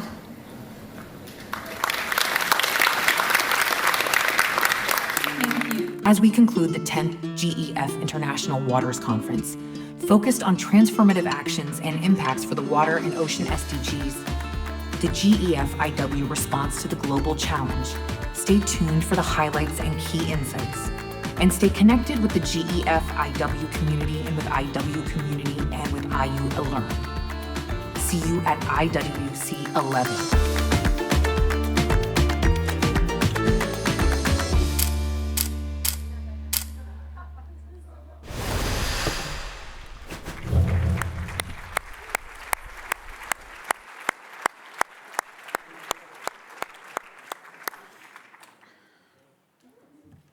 So here is the end, or almost. Before we close and before I hand over to Vladimir, we have a message from the GEF CEO on video. Unfortunately, he couldn't be here with us. He very much would have liked to meet all 404 of you. We have a world, I think it's the first time that we have such a participation in IWC10. But let's hear from our CEO. Damas y caballeros, colegas, amigos todos, es un gran placer estar con ustedes en el cierre de esta conferencia internacional. I'm really honored to address you on behalf of the Global Environment Facility. First, I would like to extend my thanks to the government of El Uruguay for their kind hospitality in support in the hosting of this conference. Your efforts and warm welcome has set the scene for the meaningful exchanges and dialogues over this past week. The International Waters Conference is a unique event and the cornerstone of focal areas' effort to foster collaboration, share knowledge, and build capacity across our global community. It is a critical platform for cross-sectoral learning and experience sharing. The GEF International Water Focal Area has been dedicated to promoting transboundary and multi-country sustainable management practice to protect and restore the planet's marine and fresh water resources. The GEF International Waters community should be proud of the last 30 years with more than 470 projects benefiting 157 countries representing $3 billion worth of grants that have leveraged almost $20 billion of co-finance. More than ever, the fragile ecosystems that have sustained life for millennia are threatened by changing climate and the negative consequences of human activities, in particularly pollution, all kinds of different pollutions. Freshwater and marine environments are critical to prosperous human society and vibrant biodiversity. It is essential for the GEF to continue to invest in their preservation and conservation. Neither the ocean nor the climate recognize border, languages, flags, or any other limitations to their natural dynamics. The successful conclusion of this 10th International Waters Conference illustrates the importance of transboundary collaboration to put nature first. The LEARN project has been instrumental in this mission, providing a central hub for knowledge exchange, capacity building, and the dissemination of best practices. With IW Learn and through all your strong participation over the years, we have created a vibrant community of practice that spans the globe and is an international recognized benchmark. This unique network of project managers, country officials, scientists, practitioners, implementing agencies, and partners is essential for sharing success, failures, and lessons learned, and to drive innovation in their efforts to achieve impactful results.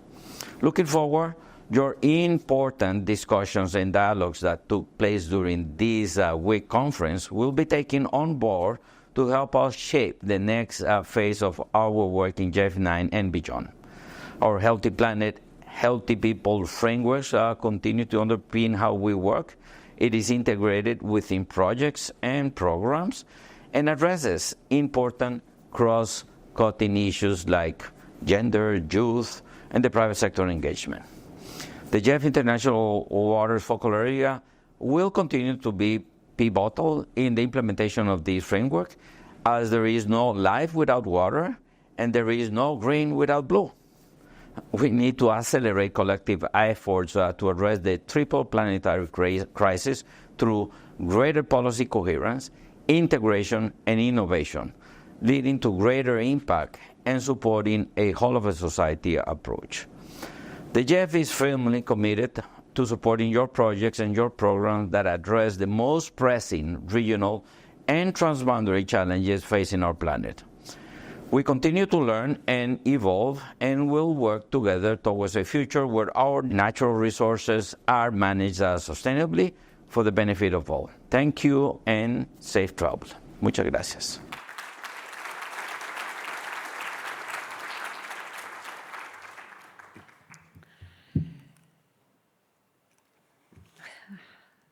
I'm moving on to one before last part of this closing session. The awards. You remember we started with a film festival, very engaging, beautiful movies. And for those who missed that, all films are on YouTube, not only the ones, the 15 that you watched on Sunday, but also the ones that didn't make the cut, only because they were too long and we needed to have stayed here for a whole day. So, is the winner on screen, or shall I just break the news? By public voting, we have a winner, which is film number 15, Acting Together for Water and Life.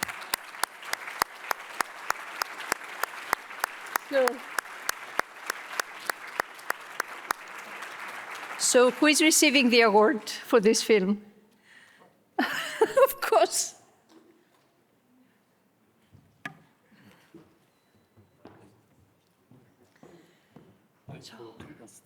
Congratulations. Thank you, thank you. So, Thank you all. How about our, oh, thank you very much.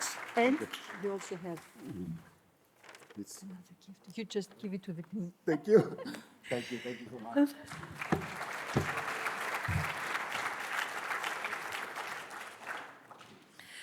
And then we go to the best booth, where we had a tie. The winners are the Atolls booth and the Guarani Aquifer. So I would like to have the winners on stage, please.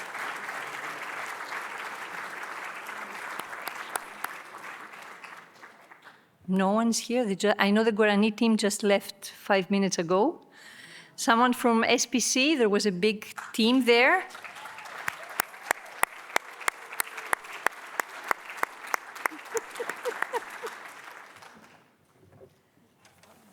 So, this is for your office to remember. Yeah, no, awesome. Thank you very This much. is your gift. Thank you. Congratulations. Oh, both sides.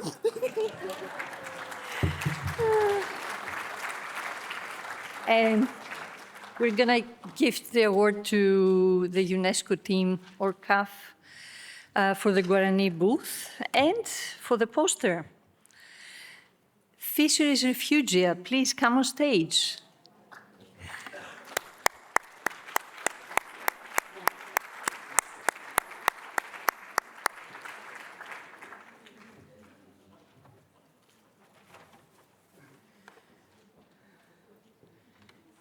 Congratulations.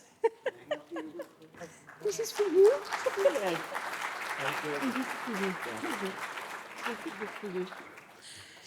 So, I think we're really drawing the Guarani, of course. It's with you. You give it to the team. Thank you. Congratulations. And now we're going to start with a big thank you note to all of you that made this conference as successful as it was. First of all, we'd like to thank our host country. We'd like to thank the government of Uruguay, and especially the Ministries of Environment and the Ministries of Foreign Affairs. I understand that the Vice Minister had it in his agenda to be here, but a last-minute commitment actually changed his plans. But a big thank you to all of them, and for all of you who are representing these two ministries and the other counterparts from the government of Uruguay, a sincere thank you for all the efforts that you put. The people working in the parks, the ranges that welcomed you and guided you through, the newly established marine protected area in Isla de Lobos, the enthusiasm of these people, I think it's really well noted. Thank you very much.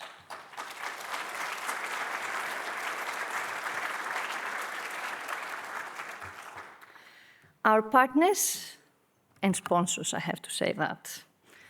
CAF and IDB, thank you very much for your for hosting us, not only in the pre-conference workshops, but also for the overall support that we had. I know that we have taken enough of your time and your energy, more than your resources. Thank you very much. They hosted both the pre-conference workshops, but also IDB hosted one of the social events, the one that you very much appreciated in Casa Pueblo, and both of them hosted an itinerary that you already did, one of the technical site visits. Thank you, IDB. Thank you, CAF.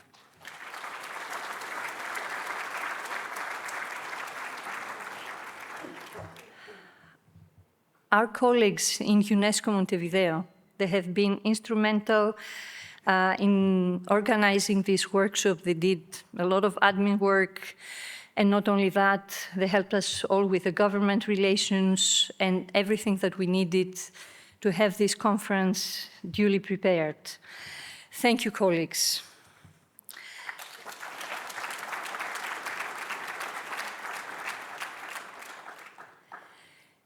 You have had a smooth, I hope, enjoyable conference where you felt safe above all. A big thanks to UNDSS, our colleagues, and all the security that was provided by the government of Uruguay for this event. Thank you very much.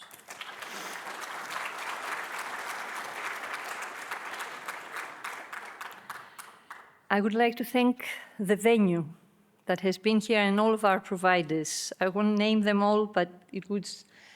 And then I'm coming to Perspectiva. Perspectiva is our events organizer locally here. You've seen them everywhere. They have supported us all the way through, from your logistical arrangements, anything that you needed, and they will escort you as you are leaving this beautiful country after we conclude this conference. Shall I hand over? From our end at IW Learn, I would like to thank the GEF Secretariat, the IW team. Thank you for all your support. This is a GEF conference, this is a GEF IW conference. We worked very hard together to be here and to bring the best to you. And your support is apparently instrumental to us. Our steering committee, Vladimir is already here from UNDP. Isabel from UNEP, I think you already know them by the first names. Fatu from FAO, Maria from ACTO, Julian, where is my boss? Okay, boss, hello. IUC UNESCO is the executing agency of IW Learn. There are many more, but I will leave it to Vladimir.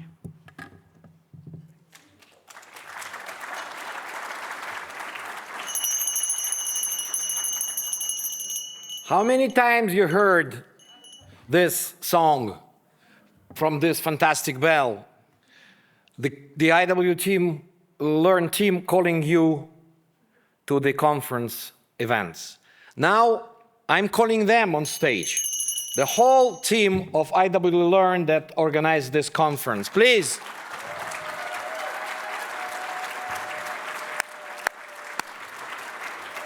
Gemma. All of you, come, please.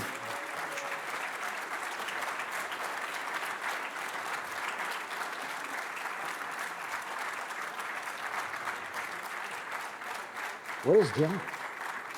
Gemma. Ah, here. So, you know, in the movie Help, we had a disbalance. Now we have reverted it.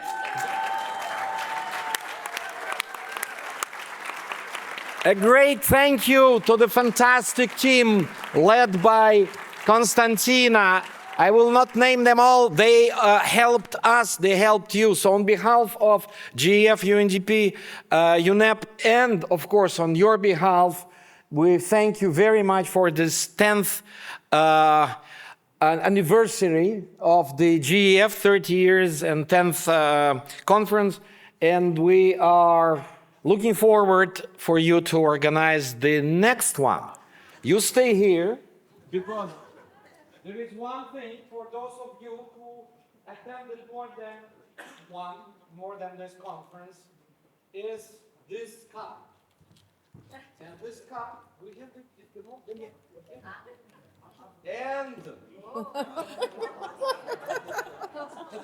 and the next conference after this in Uruguay will go to Asia and Pacific region. Please, everybody from Asia and Pacific, please come here to receive the cup. And Pedro Moreno, I am kindly asking you to hand the cup to, there is nobody from Asia Pacific? All left?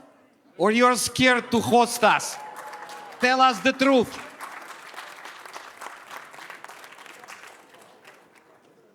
Please come. Please come. Come closer. We need a picture. We need a family picture of the hosting region.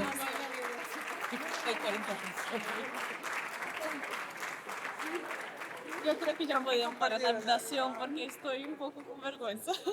Eso fue. Yo creo la idea de dormir es que Colleagues, with this event, please, come. Come. Y porque después viene la música también, ¿no? Yeah. Okay, this was a big surprise for Asia and Pacific, so. Bueno, sí.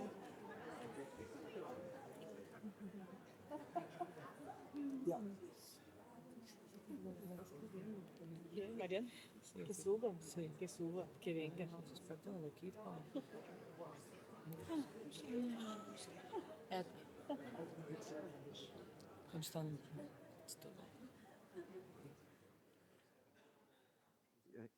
Yeah, it's okay. We're ready. There. I don't know.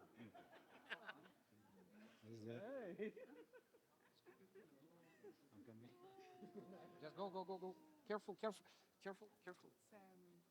Okay, just go. Yeah, okay. Okay, a big applaud to the next region. And the cup goes to Asia and Pacific. Whoa!